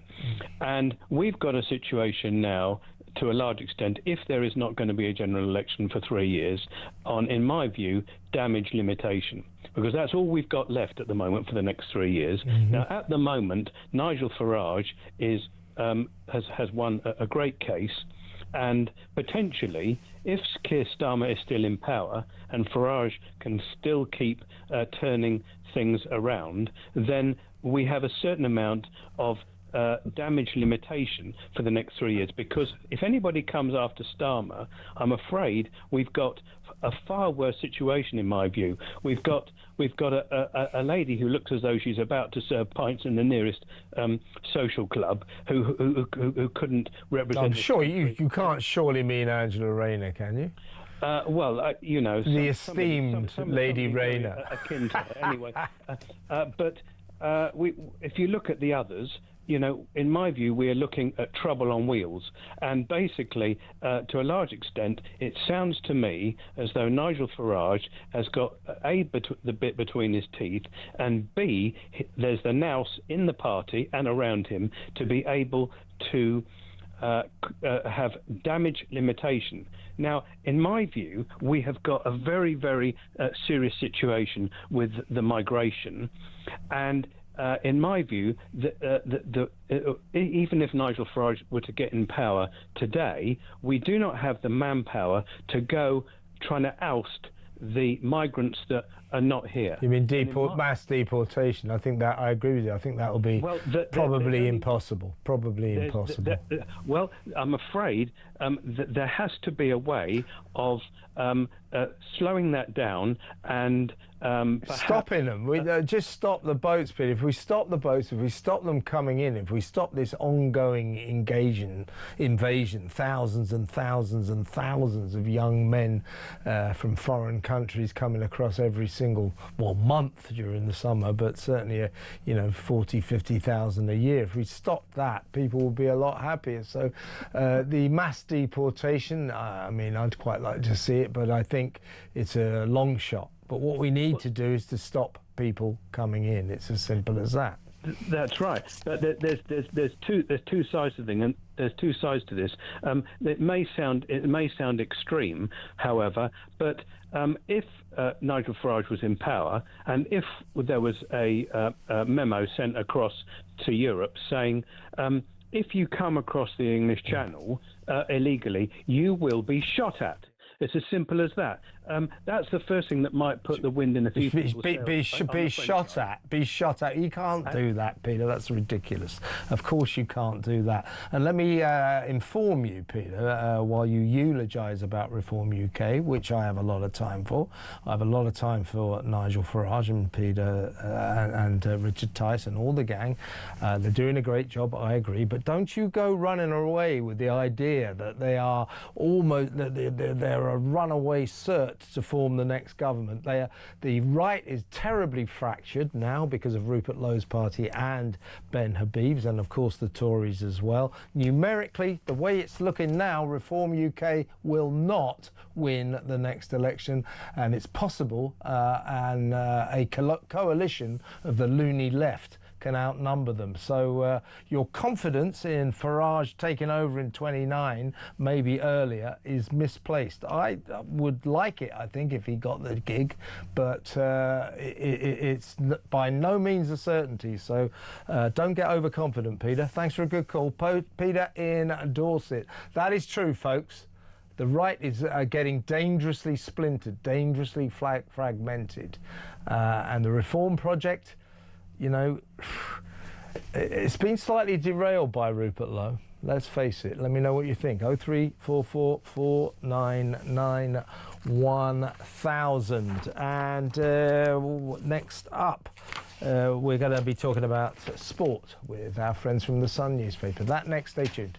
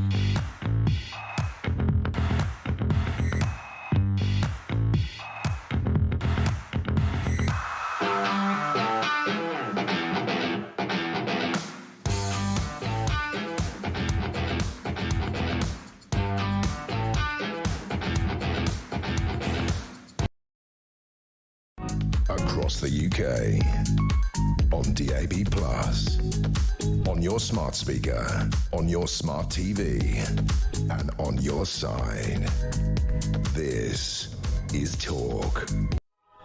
Welcome back. Sean Custis, Head of Sport of the Sun, is in the studio. Welcome, Sean. Welcome. Tonight on Talk Sport Live, it's Macclesfield Brentford, one of those cup ties that intrigues us all.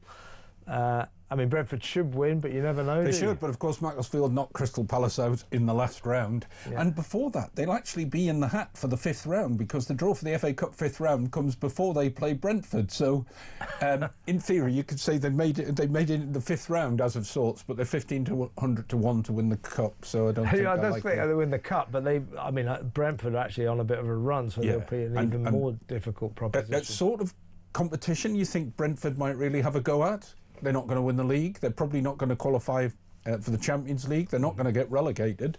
This is a great chance for them, as it is, of course, for your own Fulham. Yeah, who are still in after our triumph at Stoke. Never easy at Stoke. Yeah, never easy at Stoke. It's never easy at Stoke. Certainly not easy as a fan. God, it takes about 10 years to get to the ground from Stoke.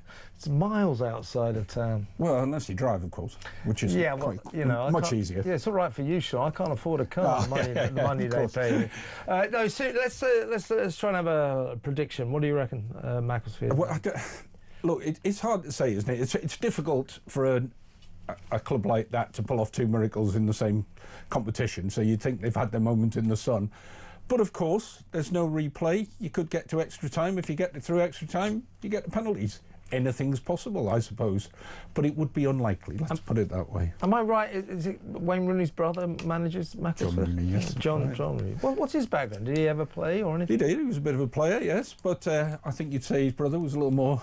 But it's like a little more established a as a man footballer. a little more achievement, yes, indeed. But, look, Cup wasn't sensational over the weekend. Hopefully this can bring a bit more stardust to it tonight. Yeah, let's go back over a couple of the results. I tell you what I thought was significant. How long are Burnley going to hang on to Scott Parker?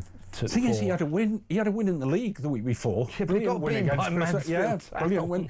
But hey, Mansfield were a bit overshadowed because of Parker's predicament. You would have thought Scott Parker would have put out a stronger team, because he didn't. Yeah. And he's made a rod for his own back there. You hostage fortune, lose to a low league club, and it's put them under big pressure. And I think there are big questions being asked, especially with Sean Dyche now available, having left Nottingham Forest and being a famous ex-Burnley manager. While I'm on about the FA Cup, were you not outraged by those refereeing decisions in the Aston Villa-Newcastle game? Well, yeah, they were ridiculous, weren't they? Absolutely ridiculous, but there was no VAR, and I don't like VAR, but you would have to say in this case, we could have done with it, and we would have won 6-1 instead of 3-1. I love the fans' reactions of VAR. When it goes again's VAR's ruining the game, and then when they get a decision that goes in, but they were easy decisions, weren't they? They all start. They're chanting, "Love VAR." But they were easy decisions for the ref and the linesman to make. There was a clear offside and a clear handball. Really easy to judge, you would have thought. You're right about that. It sort of does harden the case for continuing with VAR, doesn't it? When you see those kind of... Sadly, I don't like VAR either. No, it takes the spontaneity out of... And also just my general feeling about VAR is, for whatever it was, 100 years or something, human error was incorporated. It was pretty rare they made terrible mistakes. Yeah, so by and large, I don't think we ever needed VAR, do you? No, but it comes from the profession itself, which said they wanted consistency and they wanted things to be definitive. The trouble is, it's still not definitive. Even when you've got VAR, yeah, VAR gets it wrong, doesn't it? Gets it wrong. It absolutely does. Get rid of it, I say. Let's go back to the dark ages. I'm with you, Sean. I really am. Winter Olympics. Winter Olympics. Have you been enjoying the Winter Olympics? Oh, absolutely glued to it. But no, you don't. I've started to be interested. We're winning. It's brilliant. Yeah. Skeleton, fantastic. Down on the slopes on the D tray. Double gold medal for Matt Weston. Fantastic stuff. Did we expect that? Yeah, kind of. He was one of our big bankers. Okay.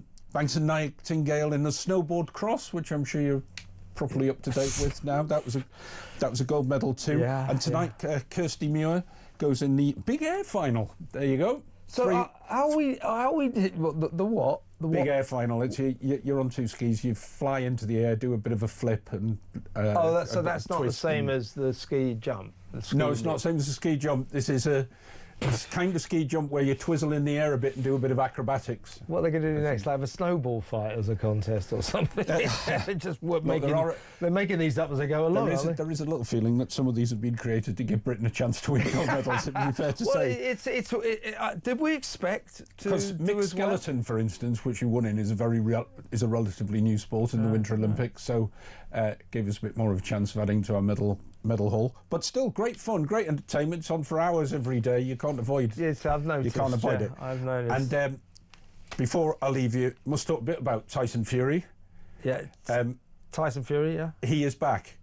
He's coming back in the ring now. Look, he's retired again. He's unretired again, but this time a proper presser today, in which he looked forward to his big fight, which is in April against Mamedov. Yeah. But he also talked about Anthony Joshua, because what we still want is a Fury-Joshua fight. Okay. Now, Joshua was hit by tragedy when his friends died in a crash. And he actually says that tragedy is what made him come back. Right. Because he realised life was short, tomorrow may never come, and he feels he needs to get back in the ring, and that if Joshua wants to fight him in the future, great. If he doesn't, okay. But in the meantime, he's going to get on with boxing. Fury can be a divisive figure, but he is a very interesting figure. He certainly is. Next time he announces it, he's no doubt going to say, this time he will fight this one. It's set up in April. I'll definitely fight, but after that, I'll definitely retire. When he says that, I want all the press to go, shut up. Oh, I know. You always took it with a pinch of salt. Who will win this, though? Fury, Magomedov? Fury's expected to win it. He's got a 3-fight deal, and it's possible, Joshua might be the last of those 3 fights. It depends if Joshua wants to take it on, but it is a fight still that all of Britain wants to see. April the 11th at Spurs, Spurs, that's correct, yep. Interesting times. Yeah. How much money will Fury earn for this? For this one, not as much. I mean, we might be talking... Peanuts. 10 millions. If he fought Joshua, though, the what pair is between the point? 10 million quid. Maybe. How useless. Maybe he get a few quid. Excellent sports roundup. Thank you very much, Sean Custis, there, head of sport at the Sun. When we come back after the news, I'm going to be joined by our excellent international editor, Isabel Oakeshott. We are also going to deal with a host of other stories. I want to find out whether you think what Mariam Darbo, former Bond girl, thinks that James Bond needs to be male and white. It's a bit controversial, isn't it? Is she right, or do you disagree with her? 03444991000. But straight after the news is Isabel Oakeshott with all the big stories of the day. You do not want to miss that, so you better stay tuned.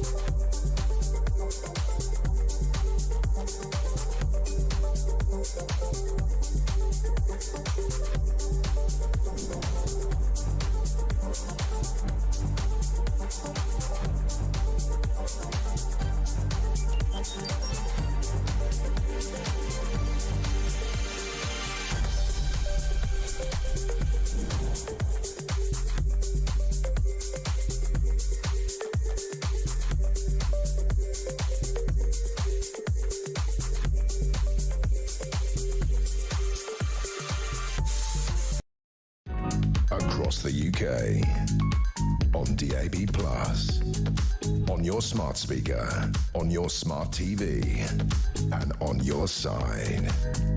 This is Talk.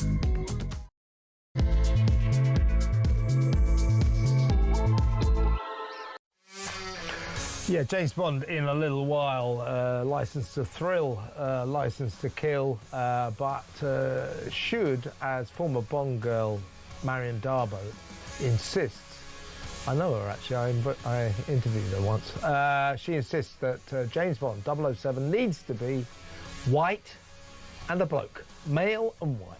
Pale and stale, as they like to say these days.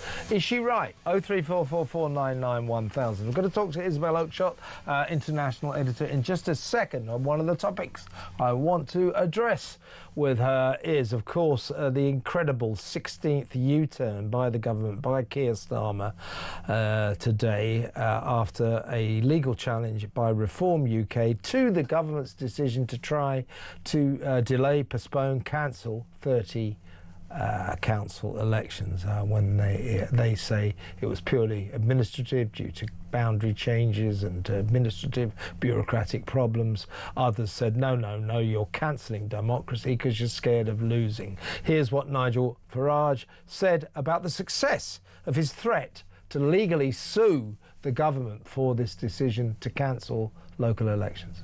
Well, it was extraordinary. I mean, last year we saw cancellations of elections without any real exceptional reason. This year, up to 30 councils, 4.6 million people denied the vote. In some cases, Norfolk, Suffolk, East and West Sussex, this would have been the second year in a row that people who are paying their council tax would have been denied the chance to vote. So that's why we took them to the High Court. We were due there this Thursday. They've caved, they've collapsed. It's a victory for reform, but more importantly, it's a victory for democracy in this country. We are delighted. Welcome to the show. Talk's international editor, Isabel Oakeshott. Hi, Isabel. Good afternoon, Kev. Well, this is such a tribute, I suppose, to the power of opposition parties. You know, you don't have to have lots and lots of MPs. You don't have to be the official opposition to make a really difference in politics. And that's what's happened here. You know, this is extraordinary from the government. You know, they've dug in all this time and again. They've come under pressure on this issue over recent weeks. Time and again, they dug in. They insisted that they had to press ahead with the cancellation of these elections because they were ever so inconvenient. The councils weren't ready. And knowing that they faced a showdown in the courts this week, they have caved, and I'm stunned by it, actually. Well, what's clearly happened, I mean, Keir Starmer, a complete and utter lawyer that he is, should have known this. He's supposed to be a lawyer. He must have seen that the government's case legally was pretty fragile, to say the least. He has clearly, in the last couple of days, been advised that if Reform succeed in taking you, Keir, and this government to court on these local elections, you will fail. You will lose this case. That's why he's had to stage his 16th U-turn. Now, that's probably very good news for the 4.5 million people in 30 local areas who were going to be deprived of their right to vote. So it is, I think, in the minds of many people, Nigel Farage included, a restoration of the democracy that our Prime Minister was blatantly trying to deprive the country of. That's a disgrace what he was trying to do.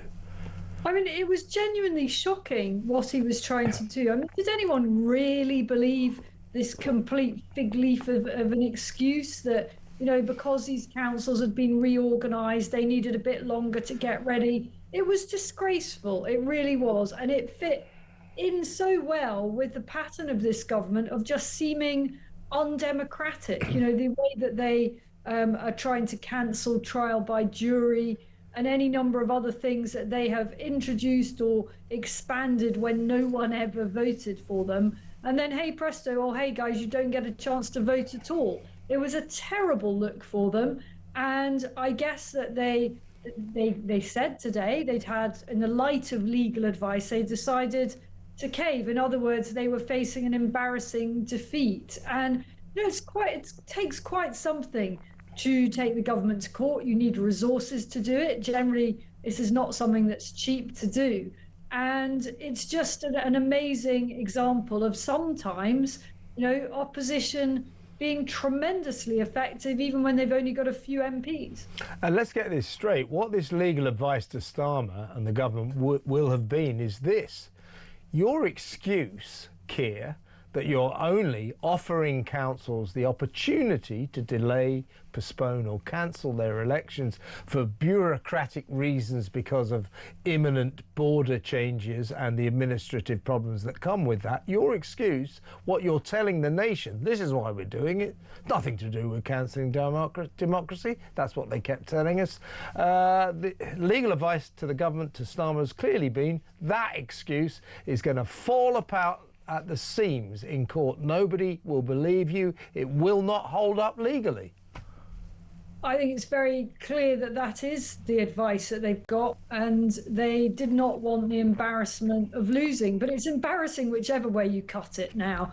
You know, it feels like almost anything this government announces is not going to hold any water, apart from, unfortunately, the Chagos Islands surrender, which seems to keeps on going. It's the one thing that they haven't U-turned on. I mean, I'm struggling to think of anything else. Maybe the Chinese super embassy, sadly, no U-turn on that. But almost everything else, they announce, they look completely idiotic. Millions of people get enraged, and then they drop it. Well, how about starting the process with good policies that people actually want? Exactly right. Now, I think millions of people around the country share Nigel Farage's joy that these cancelled elections have now been restored. As Farage said in the press conference that he just gave, you know, yes, of course, it's a triumph for reform, but more than anything, it's a triumph for the country. So I think many people say, we don't want democracy cancelled in this country. Thank God it's back. So by hook or by crook, dragging and screaming, the Prime Minister has finally, due to another U-turn, reached the right decision. So in some ways that is good, but in other ways it just casts more doubt on this strange, useless man that is mismanaging. I was about to say running the country. Guy couldn't run a bath. He's ruining the country. He's indecisive, can't make a decision. When he does make a decision, he nearly always changes his mind. We are in the hands of a hopeless incompetent, aren't we? Completely. And there'll now be chaos surrounding these elections because all of a sudden, especially on the Labour side, they're going to have to come up with a bunch more candidates. There's going to be a whole load of extra vetting to do. I mean, that will be the case for all parties, but some may have planned for this eventuality better than others. Now, there's enough lead-in time, but it will be a hurtling rush in some cases. And it's just the whole look of it is one of deep dysfunction. You know, just this time last week, we were saying, can Keir Starmer survive 24, 48 hours? Well, he has survived, but these are the elections, not just these council elections, but the Welsh elections, these upcoming elections are, I think, as long as he can possibly survive. That is the big test. He knows he's going down. Indeed. If you just excuse me, breaking news, folks, very sad news. The legendary Hollywood actor Robert Duvall, star of Apocalypse Now, The Godfather and so many other smash hit classic films, has died aged 95. We'll try and bring you some more details on that and perhaps look back on his extraordinary life. So Robert Duvall, aged 95, has sadly died. Let's return to our agenda. Sorry about that, Isabel, but needed to break that story. A government and a man, a Prime Minister, who is made of straw. You know, I mean, when he makes a decision now, our first thought is how long will he stick to that? Now, he's come to the right conclusion. Most of his U-turns we approved of. It was wrong. It was just wrong, morally wrong, to cancel the winter fuel allowance. It was morally wrong to hit the farmers with inheritance tax. He changed his mind due to public opinion on all these, you know, which is good. He ends up with the right decision. But in some ways, I would prefer a Prime Minister who made a bad decision that I hated, but at least who had the backbone to stick to it. When this guy announces a policy or a decision, we just go, right, we set the alarm clock for when he changes his mind. This is no good. This is unsustainable. You can't run a country like this. You can't. Now, every administration does the occasional U-turn. It's normal. But parties can't always stick to everything that they plan to do in their manifesto. So I suppose that's not so much of a U-turn as not getting down the road at all, with manifesto pledges that are broken. And then there are things that they say they're going to do that weren't in the manifesto that cause an uproar, and then they have to backtrack. That's quite normal for governments. Like, I think pretty much every administration I've ever reported on will have multiple cases of that. What is unique about Keir Starmer's administration is that the U-turns far outnumber the straight courses down the road. There've been far more going round and round and changing policies than there have been actually delivering on things that they said they were going to do. So I think this is a balance. We'll all forgive a couple of U-turns. In fact, we approve of a couple of U-turns because sometimes it's only once a policy's been out there that the nuts and the bolts of it come out, the ugly underside, and a government is sensible enough to realise actually this isn't the right way ahead. And that's fine. That's all part of a healthy process. It is not a healthy process if the vast majority of what you're announcing just kind of disintegrates within a matter of weeks or months. Yeah, inevitably, every single time. As I say, it's no good having a prime minister who, every time he makes an announcement, we start the clock ticking for when he changes his mind. That's no good. 16 times. These aren't just minor policies, these are major U-turns, 16 times. That is beyond the pale. Labour must now realise, that this straw man leading them, they have to get rid of him. Surely he has to go fairly soon. But as you say, especially now those local elections are restored, the local elections come May will make it even worse for him. He'll have to go. Now, let's move on to more madness. This is the 70 migrants, small boat migrants, who arrived here illegally, tried to break into our country. Their phones were seized, obviously, because you have to investigate people that you don't know about who are trying to break into the country. Who are they? Where do they come from? What is the reason for them coming unlawfully from France on a small boat? Yeah, you take the phone like any suspect. That's what the police do. These people have sued the government, saying that taking their phones abused their human rights under the terms of the European Convention on Human Rights. And what a shock. Every single one of these 70 migrants has been awarded getting on for over £6,500, £210,800 awarded to 32 asylum seekers so far. The 40 or so more who have sued will soon get their money, and we are hearing that as a result of this bizarre, asinine decision by some ludicrous judge, thousands more migrants are now preparing to sue the government, and the final bill to long-suffering British taxpayers for this will be more than £8 million. This should be stopped. This should be stopped now. That judge should have said, you're not getting any compensation for this. It's perfectly reasonable to take your phones. Sod the ECHR. But instead, our bill, the bill to taxpayers, is just going to keep on soaring. This is a disgusting outrage, to be honest with you. I mean, there are so many infuriating pieces of news at the moment that it's, you get used to being angry and indignant. But this one was a real jaw dropper. I mean, I looked at the front page of The Sun this morning and I could not believe what I was reading. It's a stunning scoop by The Sun today. And I said this morning on Mark Dolan's show, standing in for Jeremy Kyle, I want to know which law firms, which lawyers were involved in this grotesque anti-British case that they brought. And secondly, we must not allow illegal immigrants, those who break into our country, any right to sue our government. How dare you? I mean, can you imagine any other country in the world? I mean, it may be that France and Germany have fallen down this line as well, but sensible countries. Can you imagine you break into someone else's country, and you get your phone taken away because that is a vital piece of evidence and it needs to be looked at for national security and many other reasons besides. Can you imagine then going, oh, I'm so fed up that you took my phone. I'm actually going to sue you and I'm going to pocket the money. I mean, no other country with its right mind would even remotely contemplate such disgraceful behavior.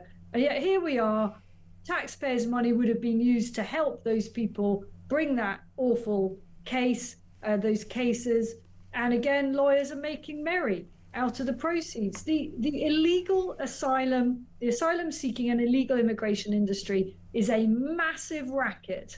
And there are people feeding off it right up and down the length and breadth of Britain and beyond. Professionals who are feeding off it, property owners who are feeding off it. It is grotesque, it is unethical, and no professional with a proper sense of values should be taking money for this kind of work. Yeah, and let's get this straight. These migrants who they didn't go, oh, I'll tell you what, I've been looking at this, Abdul. I've been looking at this, Abdul, and I think they abused our human rights under the terms of the European Convention on Human Rights when they took us our phone when we arrived in Dover. I think that's what's happened. Let's sue them. That isn't what happened. What happened is blood-sucking immigration lawyers saw this situation and said, hello, we might have a case here. Let's go and find some migrants, wind them up, get them to pay us money. We lodge the case. We all make a fortune. These lawyers, combined with these ludicrous left-wing judges, are working against the British national interest. This is wrong. They have to be stopped. You know, this government should be sponsoring people who work in favour of the national interests, and they should be stopping people who work against our national interest. These immigration lawyers are bloodsuckers who are destroying British optimism, British and the way this country should work, and they've got to be stopped, haven't they? Completely. Well, I remember in the years after the Brexit vote and the referendum, the judges were so incredibly unhelpful in terms of upholding the will of the British people. And there was a famous and very controversial newspaper headline which described certain judges as enemies of the people. Well, let me repeat that. These lawyers, these left-wing lawyers, who are trying to line their own pockets at the expense of the British taxpayer by pushing through claims that are against our national interests and may well threaten our national security, they are enemies of the people. I think, and so are some of these left-wing judges and the ludicrous decisions they make against British interests and for all these foreigners who broke into the country illegally. You're right. We have all sorts of members of our legal profession in the immigration corner of justice who are working against British interest, and that is a disgrace and it should be stopped. All right, I've got two, is it one question, two? I don't know. You've got to give me one word answers, all right? James Bond. Does James Bond have to be male? Oh, of course. Does James Bond have to be white? Yes. Okay. I'm setting up my next piece. Mariam Darbo, former Bond girl, says James Bond 007 should be male and white, and for some reason that's caused all sorts of controversy. Right. You know, it's racist. It's racist. I mean, I don't think he has to be white, but he definitely has to be male. I thought you were going to give me a range of options. No. I just saw one word answer. So I think he has to. I mean, again, I'm not being racist, but I'm just being honourable to Ian Fleming's books. He has to be white as well. You know, I mean, that is the original character. I don't feel passionately about whether James Bond has to be white, but I do feel passionately that James Bond has to be a man. Yeah, I think. It's poor offer. I agree with that. I agree with that. But I think for authenticity's, for literary authenticity's sake, he also has to be white. We're going to dare to encroach on that dangerous territory next. But good to talk to you, Isabel. We'll see you again on Wednesday, I think.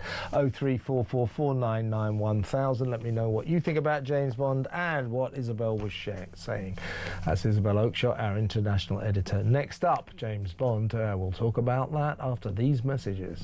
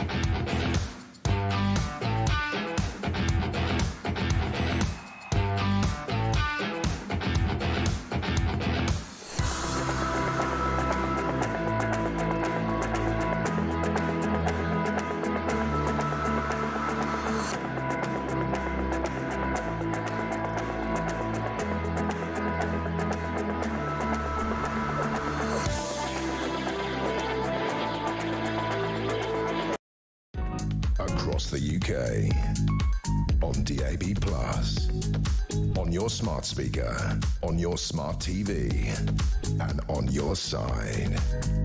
This is Talk. Welcome back. Mariam Darbo has encroached on very, very perilous territory by saying that James Bond, as they continue to search for the actor to play the next 007, must be male and must be white. This has caused a real storm. The former boss, well, she still is kind of the boss, Barbara Broccoli, recently said that Daniel Craig's successor, said of that successor, it will be a man, he will likely be in his 30s, whiteness is not a given. Is that a good idea? Let's talk to comedian and Bond fan Paul Cox. Hello, Paul. Hey, Kevin, how you doing? I'm all right. Does James Bond... I mean, I think we can agree the very proposition that James Bond, in the name of wokery, can quite simply, easily be a woman is ridiculous. So let's agree it needs to be a bloke. Yes, we definitely agree on that, Kevin, by the way. Good, I'm glad, I'm glad. So irrespective of what the pressures might be, James Bond should definitely be a man. So we've got that. Should James Bond, as Marion Darbo, the former Bond girl from Living Daylights in 1987, who was co-star to the then 007 Timothy Dalton, she says it has to be not only a man, but that man has to be white. She says, if you want to make a black actor or an actor of mixed race James Bond, she says, then don't call it Bond. Call it something else.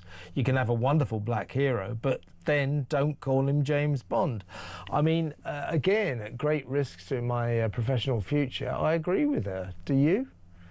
Yeah, look, you say great risk to your professional future. I think that the more we talk about this, the better it is. Now, you and I are much more likely to talk about it than the standard man and woman on the street. But I think it's becoming more and more acceptable to have this conversation, and it's great to see Marion come out and say it, because that's her opinion. We're not getting sort of some muffled opinion put through the filter of woke or what's socially acceptable, etc.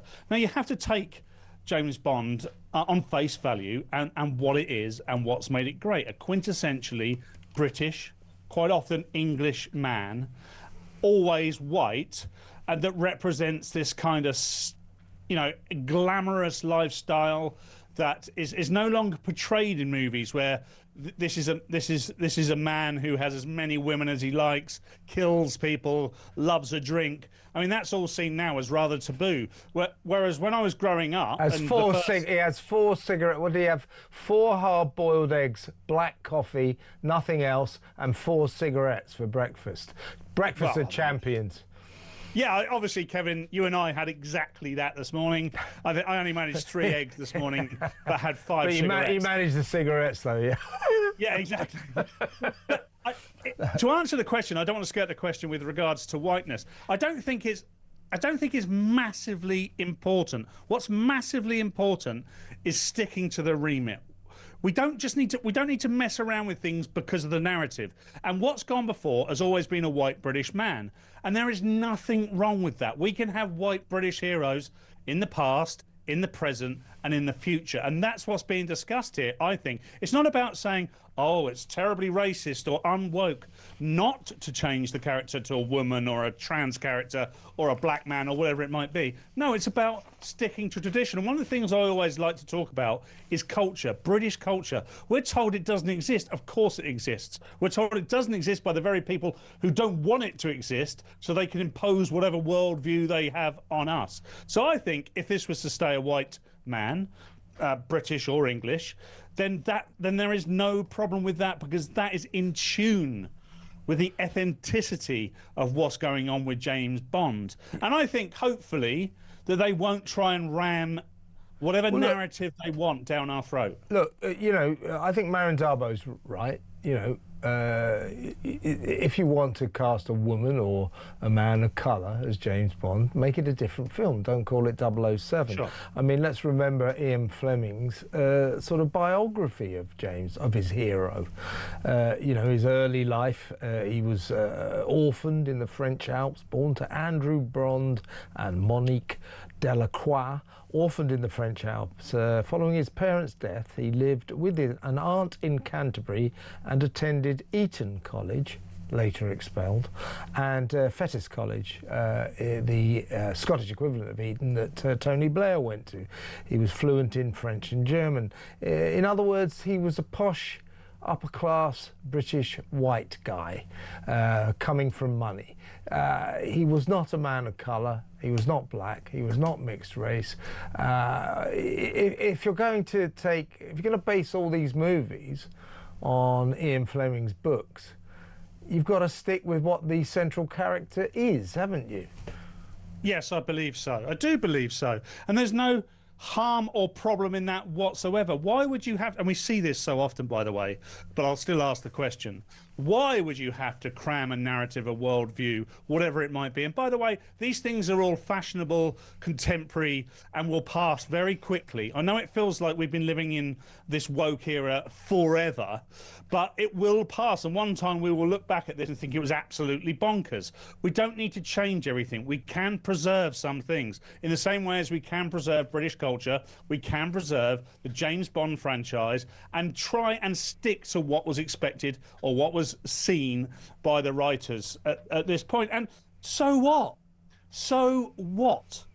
we're allowed to have white characters. We're allowed to have white heroes, and there's nothing wrong with that whatsoever. Yeah, I mean, this is the whole thing about James Bond, that he was born of privilege, attended the best public schools, was white and posh in the best or the worst sense of the word, if you whatever angle you're approaching it from, you know, belonged to private members clubs. This was an upper class guy, you know, from the upper echelons of British society. I'm afraid that to turn him into a man of colour, into a black guy, it's just not, it doesn't work. It's not right. You know, sorry, but that is the case. And when somebody said to me recently, some woman said, why does James Bond have to be a man? And I thought about this and I thought, well, this could be an interesting discussion. So I wanted to approach it intelligently. And so what I said to her, because he does have to be a man, and stop being so bloody stupid.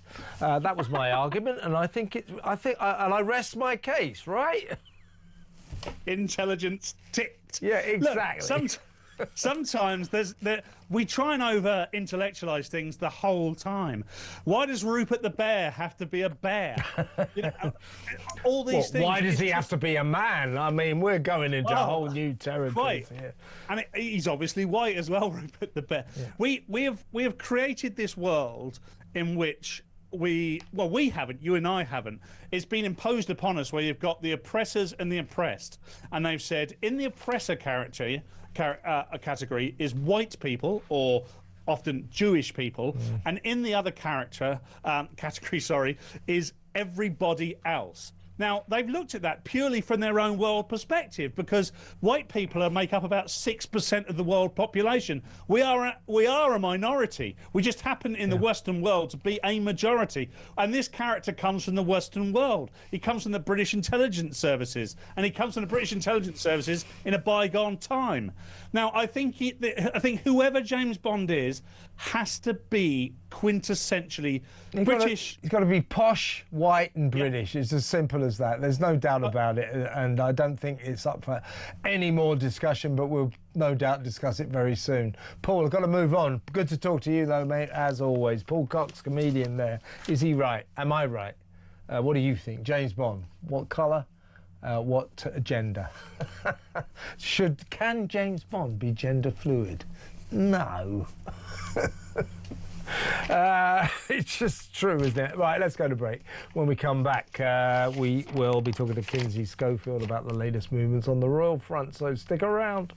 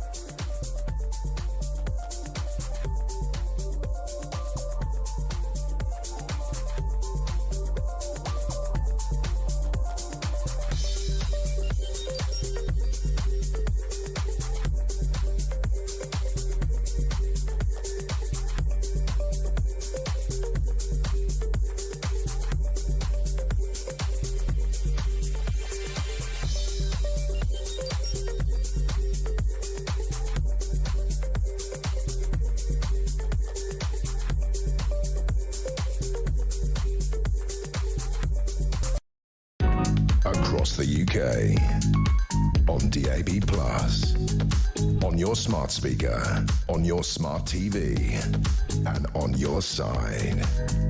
This is Talk. Welcome back. We've got any voice notes? I think we have. I'll play some in a minute. We're just waiting to get hold of Kinsey Schofield. Do you remember earlier we were talking about the Bank of England? Bank of England was going to let blokes turn up for work in high heels and makeup. No one knows why. Anyway, Kev good name. Kev from Southampton has sent me a message. He said, "Hi Kev, I'm a grave digger and my pink high heels and skirt goes down a storm." Exactly. There are certain jobs where the Bank of England's ideas about apparel, sartorial style, might not work too well. Same topic. This is from Clay in Folkestone in Kent. He says, "Great show, Kev." Thank you, Clay. Speaking about the Bank of England, will it also be okay to wear the mankini to work to go with the rainbow wake up, etc.? Definitely, Clay. No problem at all. Ian says, "Can't people just leave their private lives at home?" That would be my view. In fact, you want to wear your high heels and your dress and your makeup out, guys, you go right ahead. I'm just not sure it's suitable for when you're working at the Bank of England. Here is this is Amanda. "Rupert Lowe, Ben Habib, etc. I predict will all come together when it comes to the crunch. Country before party." Amanda, a nice dose of optimism there. Ain't gonna happen, I'll guarantee you it. You just want it to happen. I want it to happen, but I don't think it will happen. In fact, I know it won't. Anne Mitchell, "Those footballers," this is Chelsea, the footballers who ignored the little kids. "Those footballers are a disgrace doing that to the little kids that think the world of them.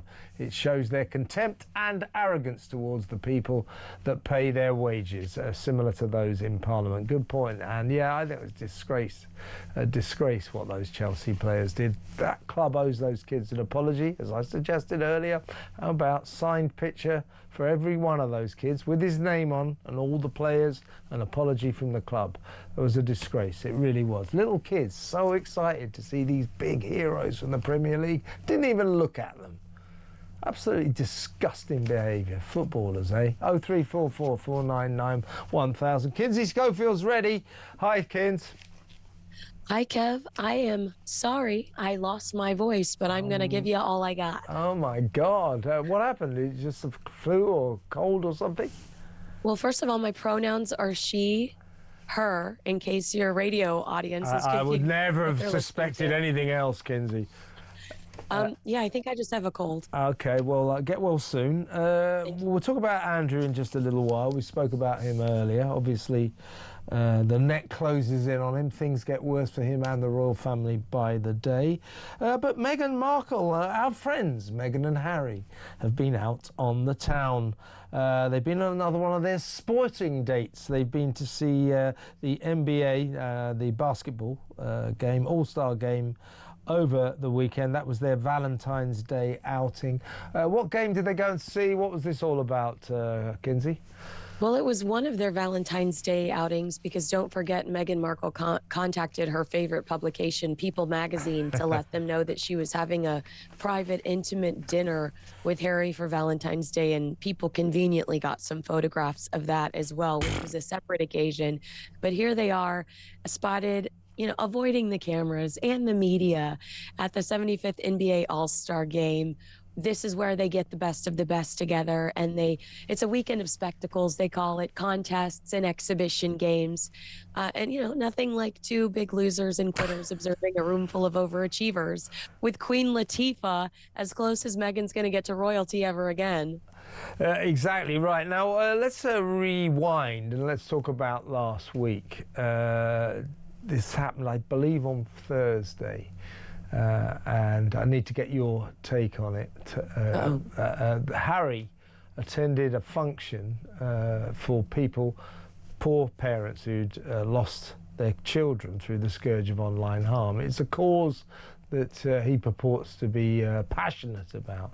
So he stood up to make a speech to them and basically burst into tears, started shaking, got terribly over-emotional about it. Said, "You shouldn't be here, you shouldn't have to be here." And then started trying to compare their plight to his plight, suing the British newspapers because they've made his wife's life and his a misery. Yeah, that's a woman. That's a woman that hates photographers. The woman we saw last night at that basketball game, posing for every photographer, encouraging Harry to pose for photographers. Yeah, exactly right. One day they don't want to know the press. They go on about their privacy. The next day they're courting publicity. Something very, very mixed in their messages.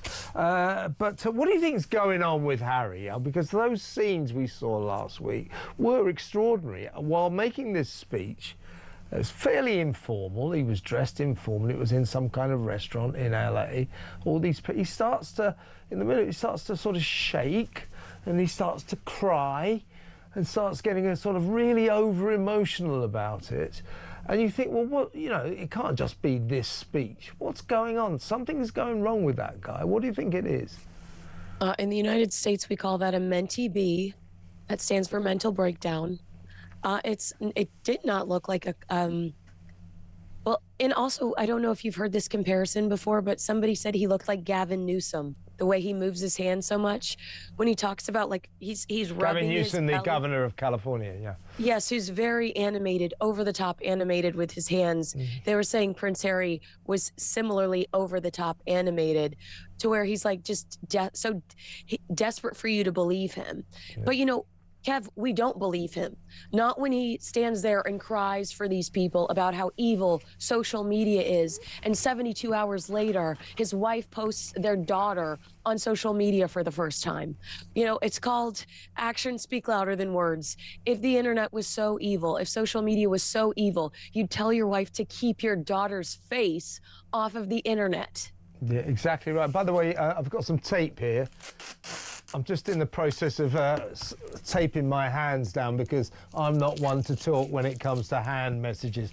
Most people think I talk in semaphore. So in some respects, I got sympathy for Harry about that one, because people in glass houses and all that. Yeah, so there he is doing a Kev. Look at his hands. Look at him. He's so animated. Yeah.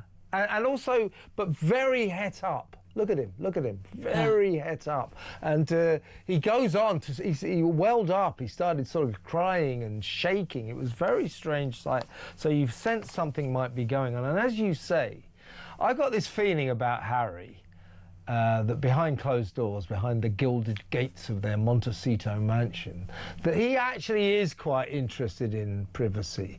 He's a royal. He's been used to this ever since the day he was born. He has no particular interest in being photographed, in hitting the papers, making headlines, because to him, that's just a slightly irritating facet of being a senior member of the royal family. He's not that bothered. His wife is obsessed with getting into the papers, obsessed with publicity, and that's why we saw last week, I think Friday she posted, pictures, we saw more of Lilibet's face than ever before, the shock of red hair, of course. So it's a picture of,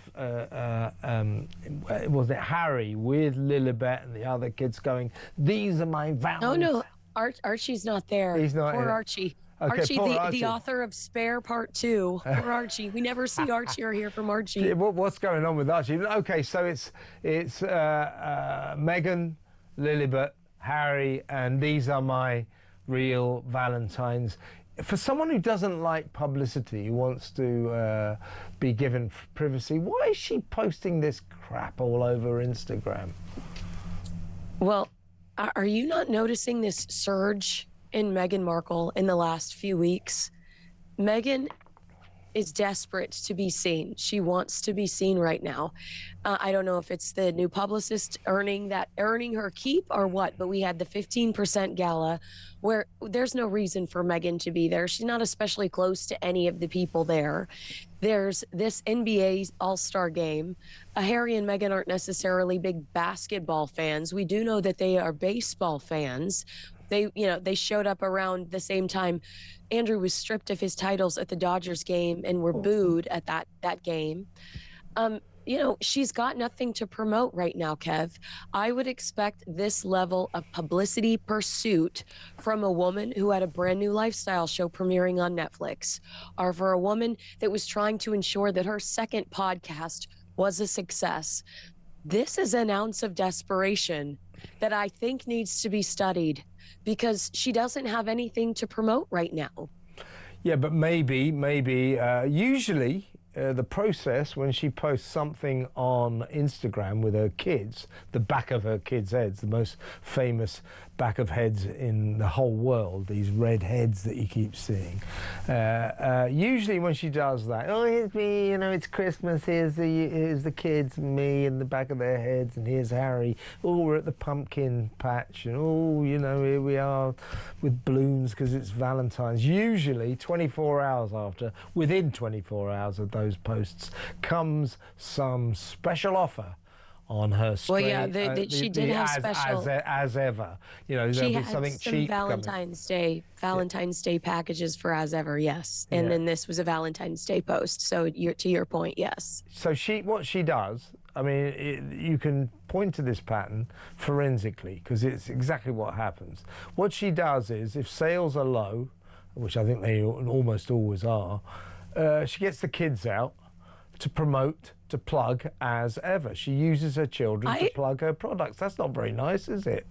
I agree, but it doesn't explain why her and Harry are leaving the house as often as they are. That is rare that we're seeing so much of them.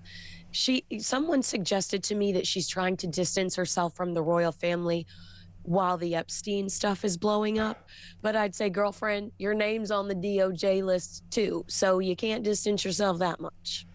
Yeah, what is that about? Isn't there some suggestion that, you know, she was somehow connected to Epstein years and years ago? Nobody's saying that she's done anything wrong, but these stories about her being a yacht girl, one of the sort of good-looking women that were inveigled into attending parties on yachts full of very rich people, and there's a suggestion that Epstein was involved. I'm not saying she did anything wrong, but the yacht girl story seems to be doing the rounds at the moment.